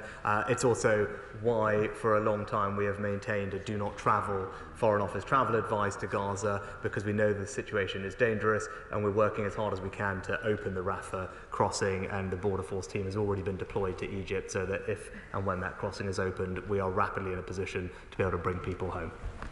Silva. Mr. Speaker, could I welcome the Prime Minister's most powerful statement today in robustly standing with Israel in its mission to defeat Hamas after its brutal terrorist offensive last week. This has rightly been called Israel's 9/11, but following those attacks on America in 2001, we now appreciate there were grave operational and strategic errors were made, however well-intentioned, in the name of defeating terrorism. That led to significant escalation and indeed radicalisation. So how events play out in the next few days will have severe repercussions across the Middle East and beyond for years. And with no emergency governance, security or humanitarian plans yet confirmed, does the Prime Minister agree with me that if we are a true friend of Israel, we should counsel against a full-scale ground invasion at this time, as it will see this conflict spill into the West Bank, East Jerusalem and southern Lebanon? Just before everybody comes back in, there's still lots to stand. I want to get everybody in because I think it's right. But please, let's consider each other in both questions and answers. Prime Minister. Mr. Speaker, of course, every country has the right to defend itself, and it wouldn't be appropriate for the UK to define that approach. But as I said, we will continue to stand with Israel. I thank the Honourable Gentleman, Right Honourable Gentleman, for his remarks, but also, as I said, as a friend, urge them to take every possible precaution to minimise the impact on civilians. Leila Moran. Thank you, Mr. Speaker. As you're aware, my immediate family is from the West Bank, but we have extended family in Gaza City. Their house was bombed by the IDF. They went to seek sanctuary in a church because we're Christian Palestinians. And I'm afraid to say they're still there because they're too old to go, and they say to me that they have nowhere to go. Mr. Speaker, because of this, not despite it, I attended a vigil in Oxford organised by the Jewish community, because it is between our communities that we now share profound emotions, loss and grief. And when the Prime Minister says never again, I agree with him. So will he give his assurance that it will be never again? That whenever we get through whatever is going to happen in the next few days, that he keeps the promise he made to my great-grandfather, and that there will be a Palestinian state to call our own at the end of it? Well, can I start by expressing my sympathies to the Honourable Lady and her family for what they're going through. I know it will be an incredibly difficult time for them, but can I also pay tribute to her that in spite of that, her presence at the vigil would have meant an enormous amount to many people, and the courage she has to talk about that experience here today is also admirable, and the fact that she looks forward to a more positive future. It's an ambition that I share, and this is an unspeakably difficult situation. It isn't a tragedy, but we must find a way to move forward to secure a more stable, peaceful settlement for those living in the Middle East, because this tragedy has reminded us all of the horrors of war, the horrors of terrorism, and we must find a way to bring peace and stability to the region, and that's what I will strive very hard to help bring about. Vicky Ford. Thank you, Mr. Speaker. As a child of Northern Ireland, I'll never forget how frightened it is to be in a schoolroom when a bomb goes across the road. And the Hamas atrocities of last weekend rewrote the definition of evil.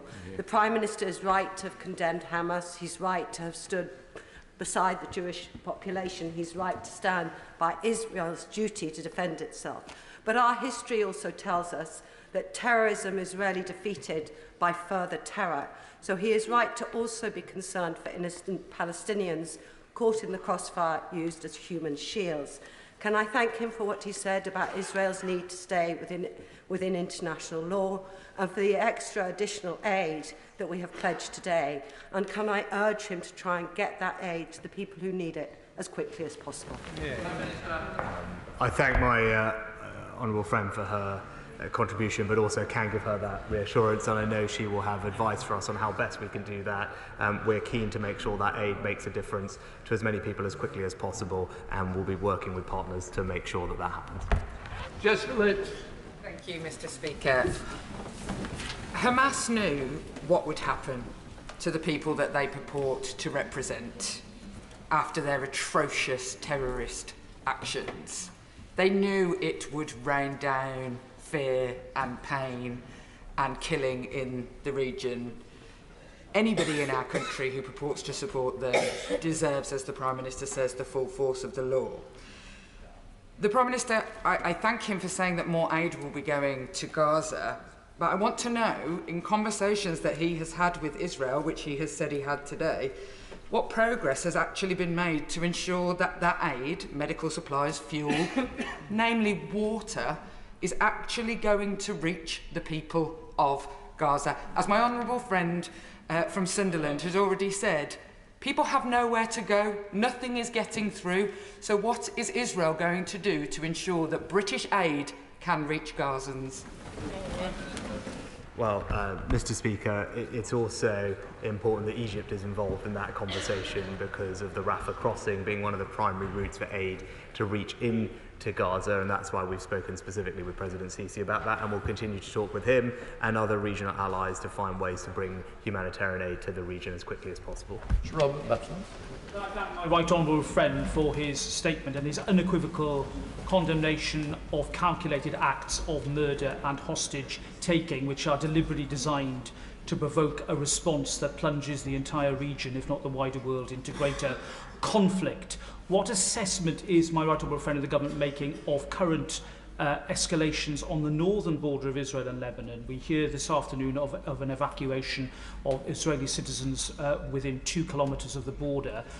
Does he think that this might well be a further escalation of the situation and all part of a calculated plan to plunge the region into chaos? Mr. Speaker, we absolutely don't want to see regional escalation, and one of the ways we can help ensure that doesn't happen, he specifically mentioned Lebanon, is the deployment of our surveillance assets, which went into the region last week, with further to follow by the end of this week. And for example, one of the things they can do is track and interdict arms shipments that might be going into Hezbollah, for example, something that none of us will want to see, which is why we've deployed those assets, and partners are grateful for our intervention because no one wants to see an escalation of this conflict. Catherine Smith. The most vulnerable citizens in the event of war are people with disabilities. So can I ask the Prime Minister what representations the government has made for the protection, particularly of people with disabilities in northern Gaza who are unable to move? Mr. Speaker, in all our conversations, we'll continue to call on Israel to take every precaution to avoid harming civilians and do everything we can to bring humanitarian support to the region. Please, Willis. During the Prime Minister's school visit this morning, we heard incredibly powerful speeches from students about the situation, showing the anguish felt about the worst attack on Jewish people since the Holocaust. So in light of that, will he ensure that the unequivocal support for Israel that is expressed today is maintained and doesn't weaken in the difficult days ahead as Israel does what it has to do to remove the capacity of Hamas ever to do this again? Can I thank my honourable friend for welcoming me to her constituency this morning and for joining with me in what was an incredibly powerful visit to one of her local schools, and I praise the courage and eloquence of the students that we heard, who were incredible in explaining how this has affected them and their families, and she has my assurance we will continue to stand with Israel, as I said this morning, not just today, not just tomorrow, but always. Sir Tony Lloyd. Thank you, Mr. Speaker. The Prime Minister is absolutely right to say that the unspeakable actions of Hamas means that Israel not simply has the right but a duty to protect its own citizens. But Israel also has a duty to protect innocent Palestinians. And I must ask the Prime Minister, Mr. Speaker, with Israel cutting off food, cutting off water, how does this seriously bring the hostages home? How does it seriously help to defeat Hamas? Mr. Speaker, it's not right for us to prescribe for another country how best they can exercise their lawful right and indeed duty to self-defence, but as a friend we will continue to call on Israel to take every precaution to avoid harming civilians. Barry. Thank you. Thank you, Mr. Speaker. On Saturday in Ropstenstall, I met with representatives of both British Muslim and the British Palestinian community from East Lancashire. They were united in one voice, condemning the appalling actions of Hamas and the barbarous murder of the Jewish people. They will have been heartened today to hear the Prime Minister's words that we both stand with British Muslim community and the British Jewish community at this very difficult time. They want to see Israel comply with international law. They want to see humanitarian corridors remain open to enable innocent Gazans to escape. Could the Prime Minister say how the deployment of the British Royal Navy could help in ensuring that that happens? Well, Mr. Speaker, I know this will be something that's important to my right honourable friend, and like him, we recognise that this is a moment, as I said, of anguish for the British Muslim communities who are appalled by Hamas's actions but fearful of the response. And as I said, we mourn the loss of every innocent life, civilians of every faith, every nationality who have been killed. Our Navy assets can help, as I said, ensure that illegal arms shipments don't find their way to people like Hezbollah, but also the assets that we're deploying next week will be there as a contingency and can provide humanitarian assistance if and as required, which I think will be a valuable contribution to the role we can play. Thank you, Mr. Speaker. We in Walthamstow stand in solidarity with our neighbour who is here today pleading for help to get her elderly parents back who were brutally taken hostage by Hamas. We are also desperately worried about families from our community who are stuck in Gaza, UK citizens trying to get home. We believe that every life deserves the protection of international law and anyone who breaks it should be held to account.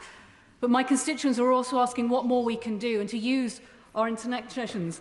The Prime Minister will have seen today, it was reported that the Qataris have brokered a deal to ensure that Ukrainian children taken kidnapped in Russia have been returned home to their families.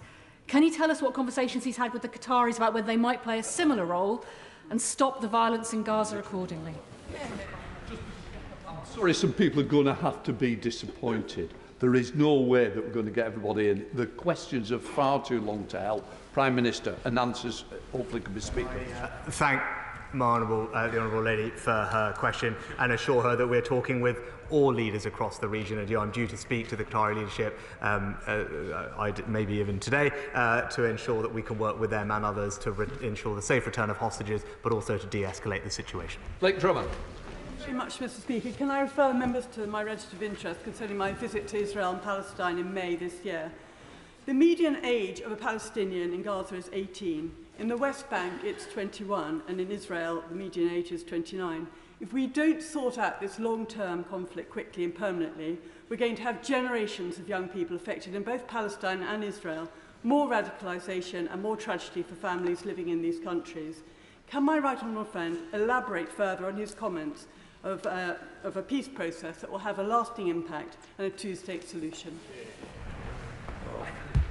Mr. Speaker, it's precisely because Hamas has tried to kill off that notion of a peaceful settlement for the Middle East, of peace and stability for Palestinians and Israelis, security for both of those communities, that we must redouble our efforts to bring that about. And there's been very much the subject of the conversations that I have had and will continue to have with leaders around the region. In any way that we can contribute to that, we will. George Howard. Sir George. Thank you, Mr. Speaker.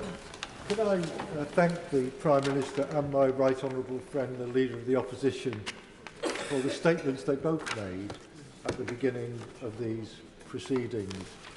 I wonder if the Prime Minister could give some indication of what role he sees for the United Nations in terms of providing much-needed humanitarian relief in the region, particularly in Gaza, and also in trying to get a new peace process off the ground, which I know will be difficult, but is badly needed. Well, I thank the honourable gentleman for his kind comments, and I think the United Nations can play a significant role when it comes to the humanitarian side. Indeed, around 3/4 of our existing aid to the region is channelled through the United Nations, particularly the Relief and Works Agency referred to before, and I'm sure they will continue to play a valuable role going forward. Joel Brook. Mr. Speaker, Leeds has a proud Jewish community, indeed in my own constituency, and it's not just the barbarity that we saw in the Hamas attack of burning and murdering and mutilation and rape, but it's also the fact that we came through several years where anti-Semitism had been given a safe space in this country. It's also that there are now protests on the street which are pushing forward the anti-Semitic message, and my constituents, my Jewish constituents, are fearful, and they are every day worried about how they go about living their normal life. So may I thank my right honourable friend for the £3 million of investment that he's announced for security, but can I ask him to keep a close eye on whether more will be needed, because I cannot emphasise enough that the Jewish community in my constituency and across the country probably is fearful all the time. Mr. Speaker, I thank my honourable friend for his comments. He's rightly a champion of the Jewish community in his constituency, and like him, I'm clear that there is zero tolerance for anti-Semitism in the UK. We will continue to do everything we can to ensure the security and safety of our Jewish citizens. Kim Johnson. Thank you, Mr. Speaker. I stand with this House in condemnation of Hamas's appalling killing of innocent Israeli civilians and call on the immediate safe return of all the hostages. But, Mr. Speaker, I'm very concerned with the increasing numbers of deaths of innocent Palestinians. The forced mass displacement of Gazans are leading to a massive humanitarian crisis. So can the Prime Minister explain what the government are doing to prevent this, and has he demanded immediate ceasefire to end collective punishment of civilians? No, well, Mr. Speaker, I actually believe we must support, absolutely, Israel's right to defend itself and to ensure that attacks like this can't happen again. But as a friend, we will continue to call on Israel to take every precaution to avoid harming civilians, and we will provide humanitarian support. Henry Smith. I was contacted by a constituent who was deeply disturbed on visiting London on Saturday at pro-Hamas chants that were being shouted about the destruction of national monuments, about the fact that the main stage for the protest was right next to the cenotaph, and media reports of somebody with the Union Jack being detained and led away. What representations are going to be made to the Mayor of London and the Metropolitan Police so that future protests are appropriately policed? Hear, hear.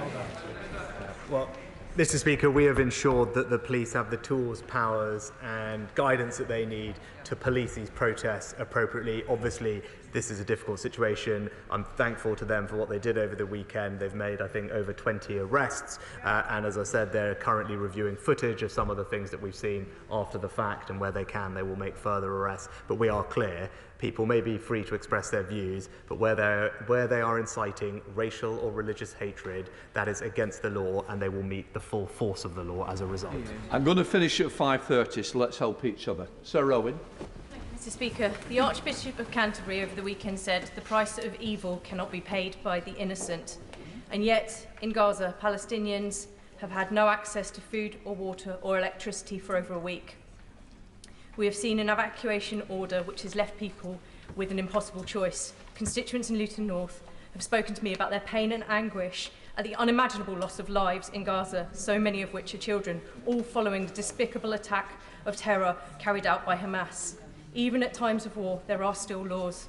So, as well as the urgent and desperate need for humanitarian aid in corridors, what are ministers doing to counter breaches of international law that risk further loss of innocent life, along with the possibility of peace in the Middle East? Mr. Speaker, it's Hamas alone that is responsible for this conflict, and we support Israel in taking action against terrorism and to defend itself. And Hamas has also enmeshed itself in the civilian population in Gaza and is using them as a human shield.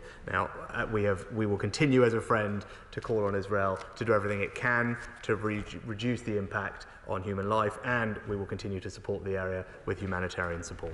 Andrew Slow.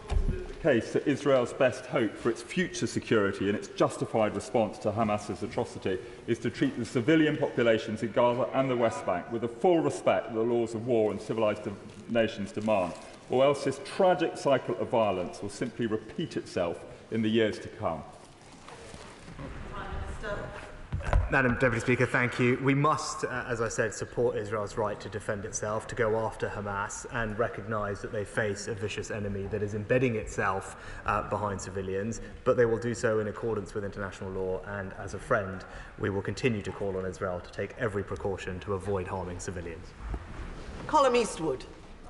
Can I join with the Prime Minister in strongly condemning the despicable, horrendous acts by Hamas last week? It was and is an ongoing war crime. Of course, though, Madam Deputy Speaker, one war crime does not excuse another.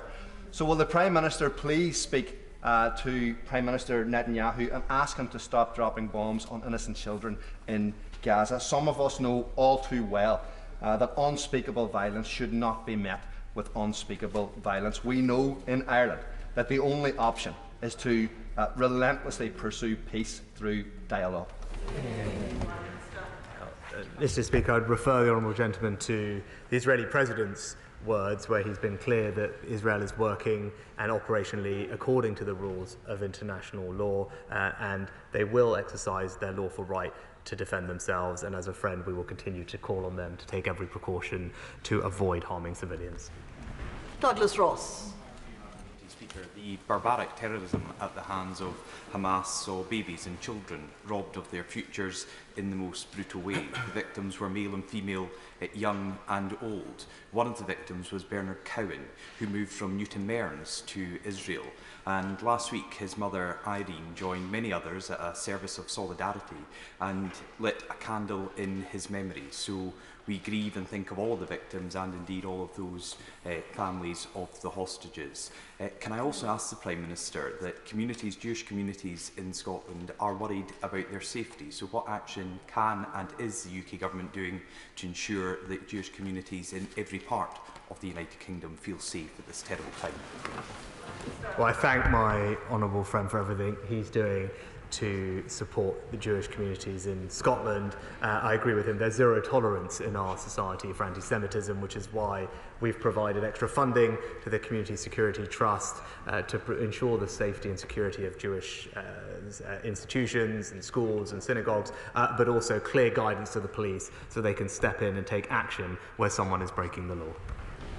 Tamarjeet Singh Gassi. Thank you very much. Madam Deputy Speaker, after the brutal terror atrocities by Hamas, which tragically led to the deaths of over 1,000 Israelis, the government, of course, has a duty to defend its citizens, but it must be proportionate and in line with international law. We must also condemn any indiscriminate killing or forcible eviction from their land of the Palestinian people, who have suffered so much for several decades and now are facing horrors on an unimaginable scale. Does the Prime Minister agree that there must be no collective punishment of Palestinians? We must strive for peace, and there should be a humanitarian effort by the international community to avert a crisis furthering. Well, Mr. Speaker, we are working with our partners to bring humanitarian support to the region, and again today announced a significant increase in our humanitarian funding for the region, coming on top of what is strong support already, and we'll continue to talk to partners about how best to ensure that humanitarian aid finds its way to the people who need it. James Gray. Madam Deputy Speaker, can I warmly commend the Prime Minister for the strength and clarity of his statement and his support for Israel, his condemnation of Hamas, and his deep, deep concern for the humanitarian situation in Gaza. Can I also thank him for being so strongly supportive of the Jewish and Israeli communities in Britain? But is he aware of an organisation called Palestinian Action, who have this weekend listed a series of companies and the directors of those companies who they believe to be legitimate targets for terrorist action? Will he now name this outfit Palestinian Action? Will he condemn what they're doing? Will he ask for the police and the Crown Prosecution Service to act without any further delay to deal with them? Madam Deputy Speaker, I thank my honourable friend for his kind words. I'm sure he'll understand that arrests are an operational matter for the police, but obviously what he said on the face of it sounds concerning. The police have powers under the Terrorism Acts of 2000 and 2006 to make sure that they arrest people who are supporting either terrorism or indeed prescribed terrorist organisations, and I would expect them to use the full powers available to them to prosecute people under the law. Andy Slaughter. Thank you very much, Mr. Speaker. Our thoughts at this time must above all be with the Israeli and Palestinian civilian dead and injured, and with the hostages. According to Medical Aid for Palestinians, over 2,700 Palestinians have been killed so far in air attacks, more than a quarter of them children. This is before any ground invasion. What practical help can the government offer the 2 million people of Gaza and the UK citizens, like my constituents, who are trapped at the Rafah border and under constant threat from bombing and shelling? Well, Mr. Speaker, we continue to be in dialogue with partners, notably the Egyptians, about the Rafah crossing, and we already, in anticipation, have deployed a border force team to Egypt to safely bring people home if and when that crossing is opened. And in the meantime, the FCDO are providing consular assistance to all those families who are in contact with them who are currently in Gaza. Stephen Hammond. Thank you, Madam Deputy Speaker. Can I thank the Prime Minister for his very powerful statement today, and like colleagues across the House, join with him in condemning the acts of Hamas. Hamas, Hezbollah and a multitude of other terrorist organisations get their logistic, administration, financial and armament support from Iran. Can he assure the House that he will act with our international partners to do everything to isolate Iran and to increase economic sanctions? Madam Deputy Speaker, Hamas is fully responsible for the appalling act of terror that has taken place, but Iran does pose an unacceptable threat to Israel, including through its long-term support for Hamas, Hezbollah and Palestinian Islamic Jihad. And I can give him that reassurance. We are working with our allies and have been for a while to decide how best to deal with the destabilising actions of the Iranian regime in the region. Brandon O'Hara. Speaker, I echo the Prime Minister's unequivocal condemnation of Hamas and their appalling acts of terrorist violence. International humanitarian law demands that any Israeli response must be legal and it must be proportionate. So does the Prime Minister agree that regardless of the circumstances, a collective punishment against an entire civilian population, one which involves forced displacement, the cutting off of water, food, fuel and medicine, can never be legal or proportionate? Mr. Speaker, I believe we must support absolutely Israel's right to defend itself and to go after Hamas and ensure its security in the long term, and that acts like this cannot happen again. As a friend, we will continue to call on Israel to take every precaution to avoid harming civilians. Chris Clarkson. Thank you, Madam Deputy Speaker. Leicester is home to a large and vibrant Jewish community. There are neighbours, there are friends, there are families. It's also home to a sizable presence from the BBC, who, when faced with child murder, rape and torture, decided that Hamas should be called militants rather than terrorists. The political leaders of this country and our royal family can decide that they're terrorists. Why can't our national broadcaster? Well, Mr. Speaker, I agree with my honourable friend. I absolutely endorse those describing these attacks, calling them what they are, attacks of terror by a terrorist organisation.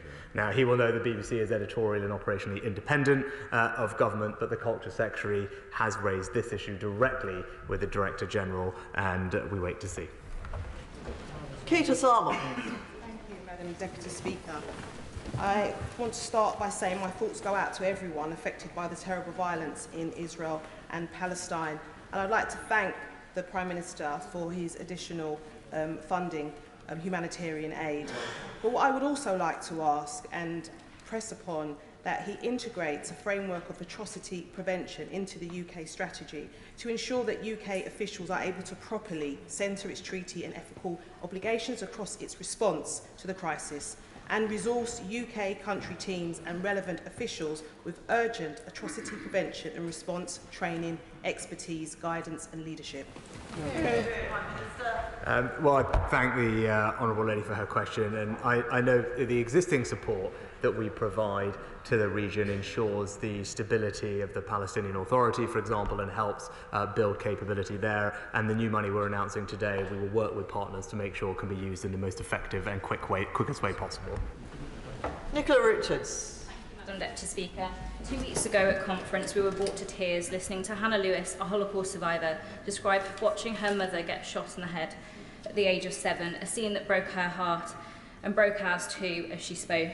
5 days later, Holocaust survivors were kidnapped or killed, babies slaughtered, women my age raped next to the bodies of their friends and then killed. hostages paraded through the streets of Gaza and spat on. That was the reality that unfolded in front of Holocaust survivors and their families. My own member of staff shared the story of his 10-day-old cousin who was surrounded by Hamas trying to murder them.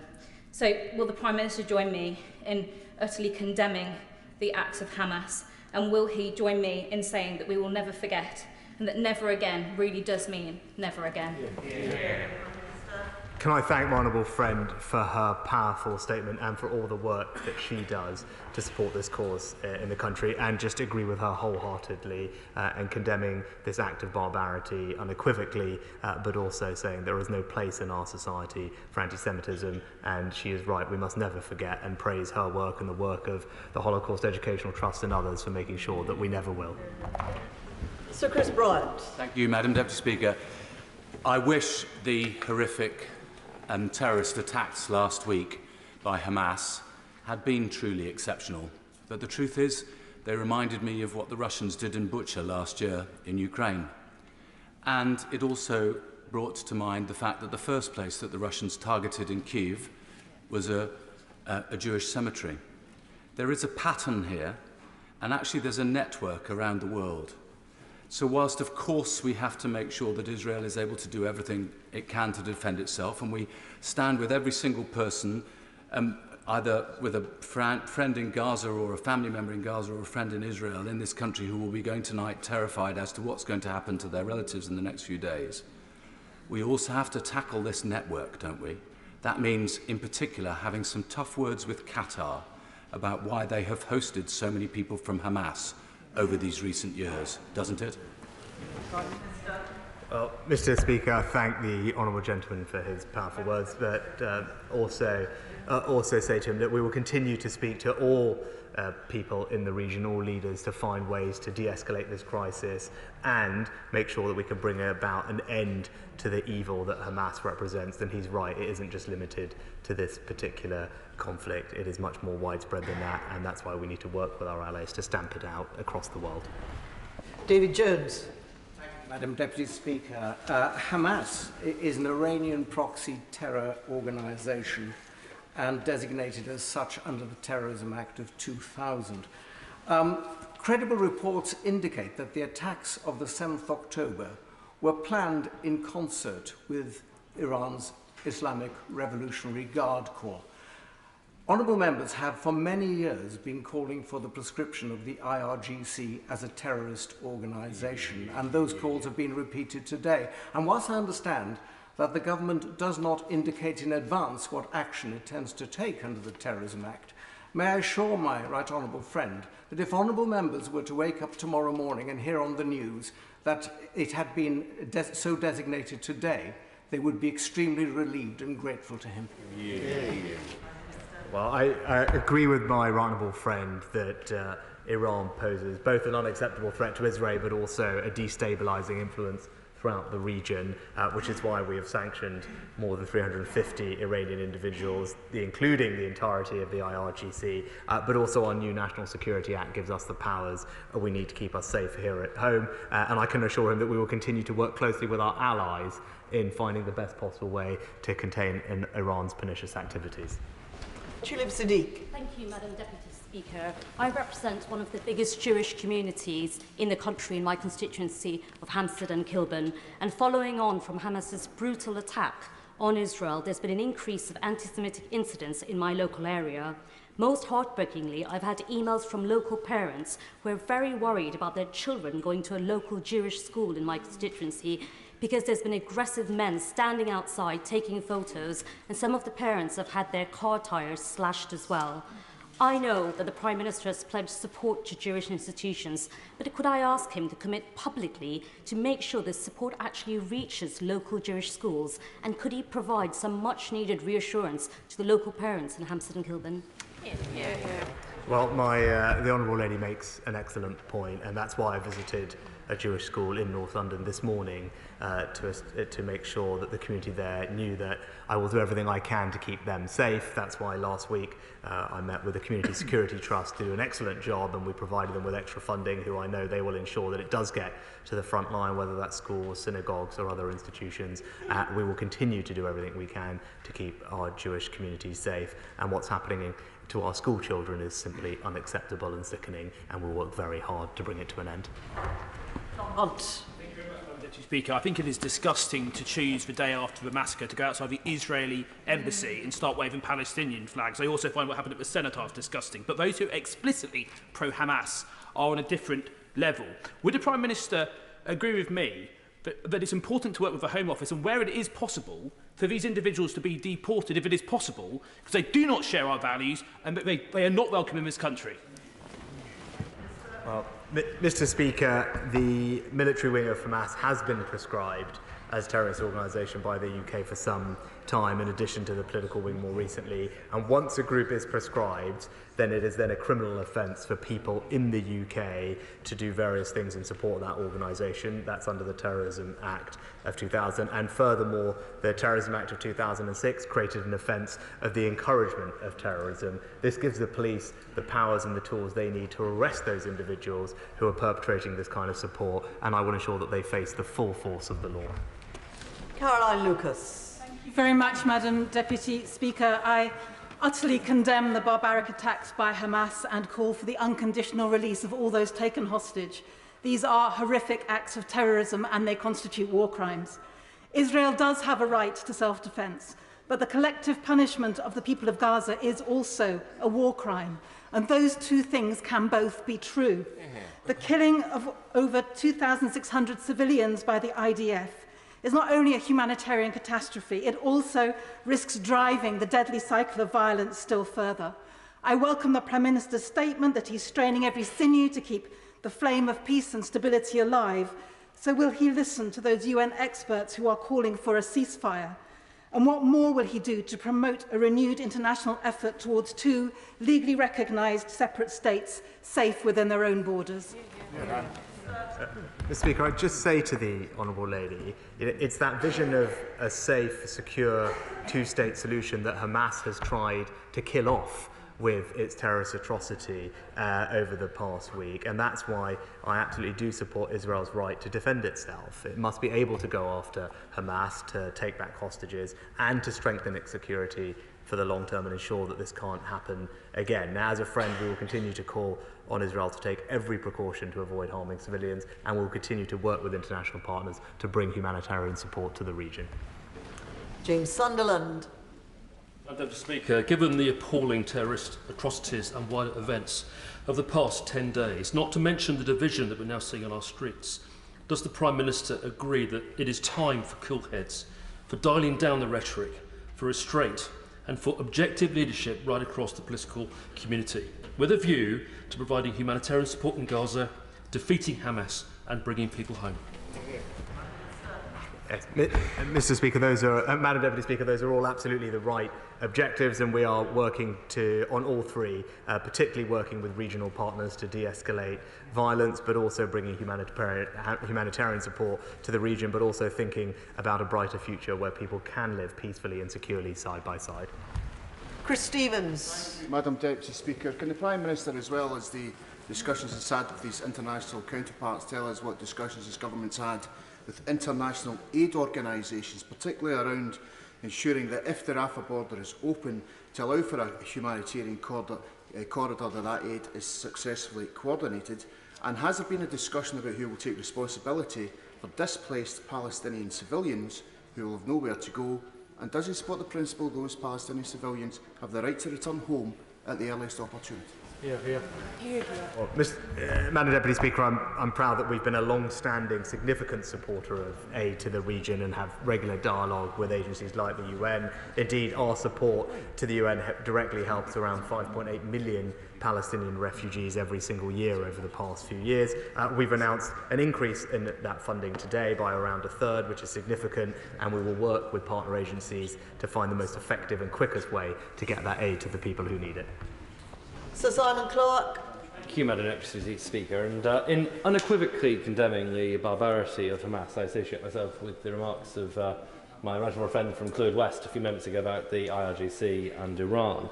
Can I ask specifically about the aid we've pledged today for the Palestinians? Clearly, we've seen that Hamas has been misappropriating aid, including using piping designed for water to fire missiles at Israel. How will we make sure that aid that goes into the Gaza Strip isn't actually used to strengthen Hamas? A very good question from our honourable friend, and something that we review very carefully and monitor very carefully. We channel the vast majority of our aid in the Palestinian territories through the UN, and it is almost overwhelmingly on humanitarian purposes, health, education and the protection services for Palestinians. We do not provide any bilateral financing aid into the region, so that should give him some reassurance. But of course, with the new investment we're announcing today, we'll make sure that it goes on the things that we care about to the people that we care about. Sir Stephen Timms. Thank you, Madam Deputy Speaker. I agree with the Prime Minister that Israel's response needs to be constrained by international humanitarian law. What steps will the government be taking to monitor compliance with those constraints in the coming days? And how many days do you think it will now be before urgently needed humanitarian relief can be taken into Gaza? Madam Deputy Speaker, we're doing everything we can to support humanitarian efforts, moving aid into the region as quickly as we can, and we'll continue to have conversations with all our counterparts in the region to make sure that that aid can get there as quickly as humanly possible. Mark Logan. Thank you, Madam Deputy Speaker. I stand with my constituents in Bolton by condemning the acts of terror committed by Hamas, that they have not only targeted innocent adults, but even more barbarically, children. The government, at the onset of the horrific atrocities, rightly reaches out its hand to the victims of unspeakable terrorism. And does the Prime Minister agree with me and my constituents that the people of Gaza must be treated fairly within the bounds of international law, and that we refuse to accept an all-out humanitarian crisis?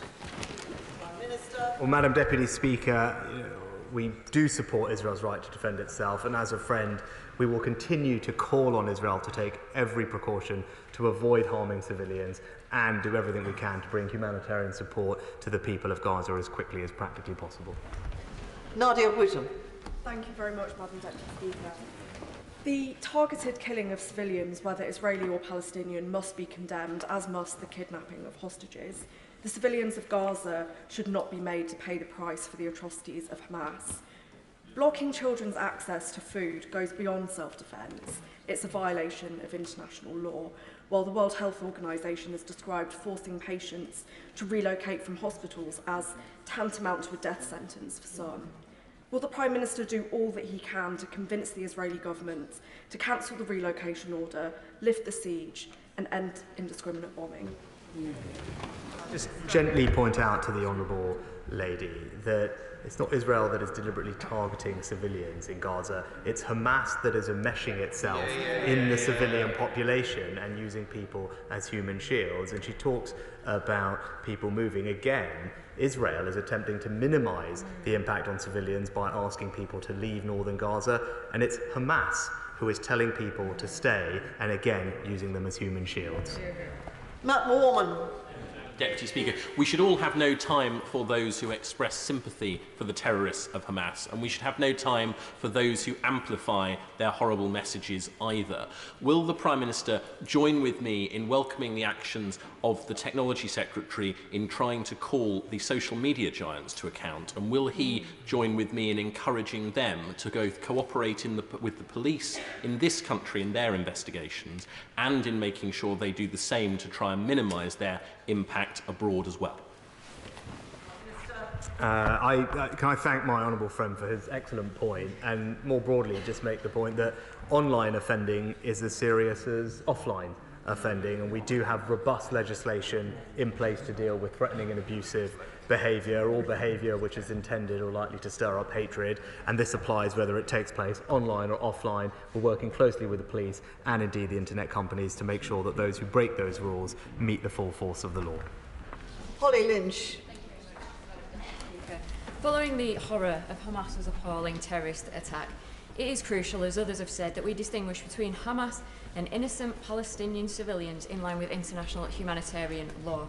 The UNFPA says that there are 50,000 pregnant women in Gaza, with 5,500 due to give birth this month. So can I ask the Prime Minister, what efforts are being made to ensure that Gaza's hospitals are protected, able to operate for those pregnant women, newborns, children and all others who need urgent medical attention?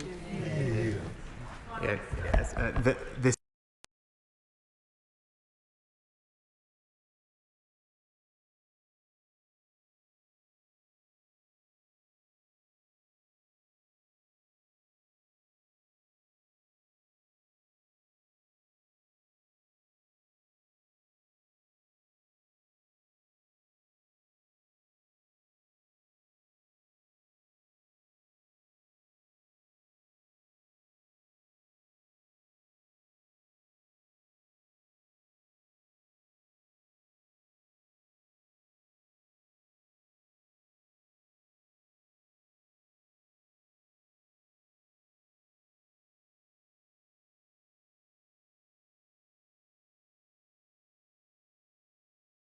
the will of Israel and the West as they seek to destabilise the region. So can I urge them to work with the US and other allies to ensure that they will not succeed and that we will show the same resolve on this era-defining moment as we did with our support for Ukraine? Well, I thank my honourable friend for what he said. He's absolutely right. We must stand resolutely with Israel, but also our allies like the US, to demonstrate that terrorism, Hamas's terrorism, will not prevail, and we will ensure not only can they defend themselves, but we can work with partners to bring about the peace and stability to the region, which everyone living there deserves. Karen Buck. Mr. Speaker, the barbarism unleashed last weekend is unparalleled in the history of the State of Israel, and Israel unequivocally has the right to defend herself. And yet it remains the case that half the population of Gaza are children under the age of 18, of whom around 500 are believed to have died already, with UNRWA warning that their ability to provide relief is running out today. Can the Prime Minister, and I welcome very much the additional aid provided, can the Prime Minister use every channel to drive home the message that humanitarian aid delayed risks being aid too late? Yes. I can assure the Honourable Lady that we're working very hard with partners across the region to bring humanitarian aid to the people who need it as soon as practically possible. Order. I'm sorry, I know that a lot of people are disappointed that they haven't been able to ask their particular question, but the House is grateful to the Prime Minister for having been at the dispatch box for 2 hours, and I must point out, I'd like to point out in advance to all those colleagues who will come and complain to me that I haven't called them, that the House has been asking the Prime Minister to use his diplomatic skills to the best of his ability on behalf of our country, and I think we must release him from the chamber to allow him so to do. Thank you, Prime Minister. Thank you. Point of order. Well, points of order come after statements. Is it directly relating to the statement? Then I hope it is really a point of order. Point of order, Hannah Bardell. Madam Deputy Speaker, I thank you for granting the point of order. Given the importance and the magnitude of this issue, and I do appreciate that the Prime Minister was at the dispatch box for nearly 2 hours, nearly 50 members did miss out. Because of the complexity and nature of our questions, can she do everything she can to assure us that there will be time afforded to us the rest of this week and going forward to debate and discuss this very important issue? The Honourable Lady makes a perfectly reasonable point, and the Leader of the House is in her place and will have heard. Oh, would the Leader of the House care to answer? I know that the Foreign Secretary and his colleagues are making themselves available to speak to colleagues, so we're very aware that people will have constituency issues, and I know that the Foreign Secretary and his colleagues are doing that. Very grateful to the Leader of the House for giving that immediate answer. I hope the Honourable Lady and the rest of the House will appreciate that ministers are doing their best to make themselves available, especially where there are particular issues relating to constituents. And so I hope the House will settle down, because there's quite a lot of chatting going on as we move to the next item of business, and that those who are leaving would please leave. I'm just going slowly for a minute, that those who are leaving would do so quietly and swiftly. Thank you. As we move on to the next statement, for which I call the Lord Chancellor. Thank you, Madam Deputy Speaker. And with your permission, I would like to make a statement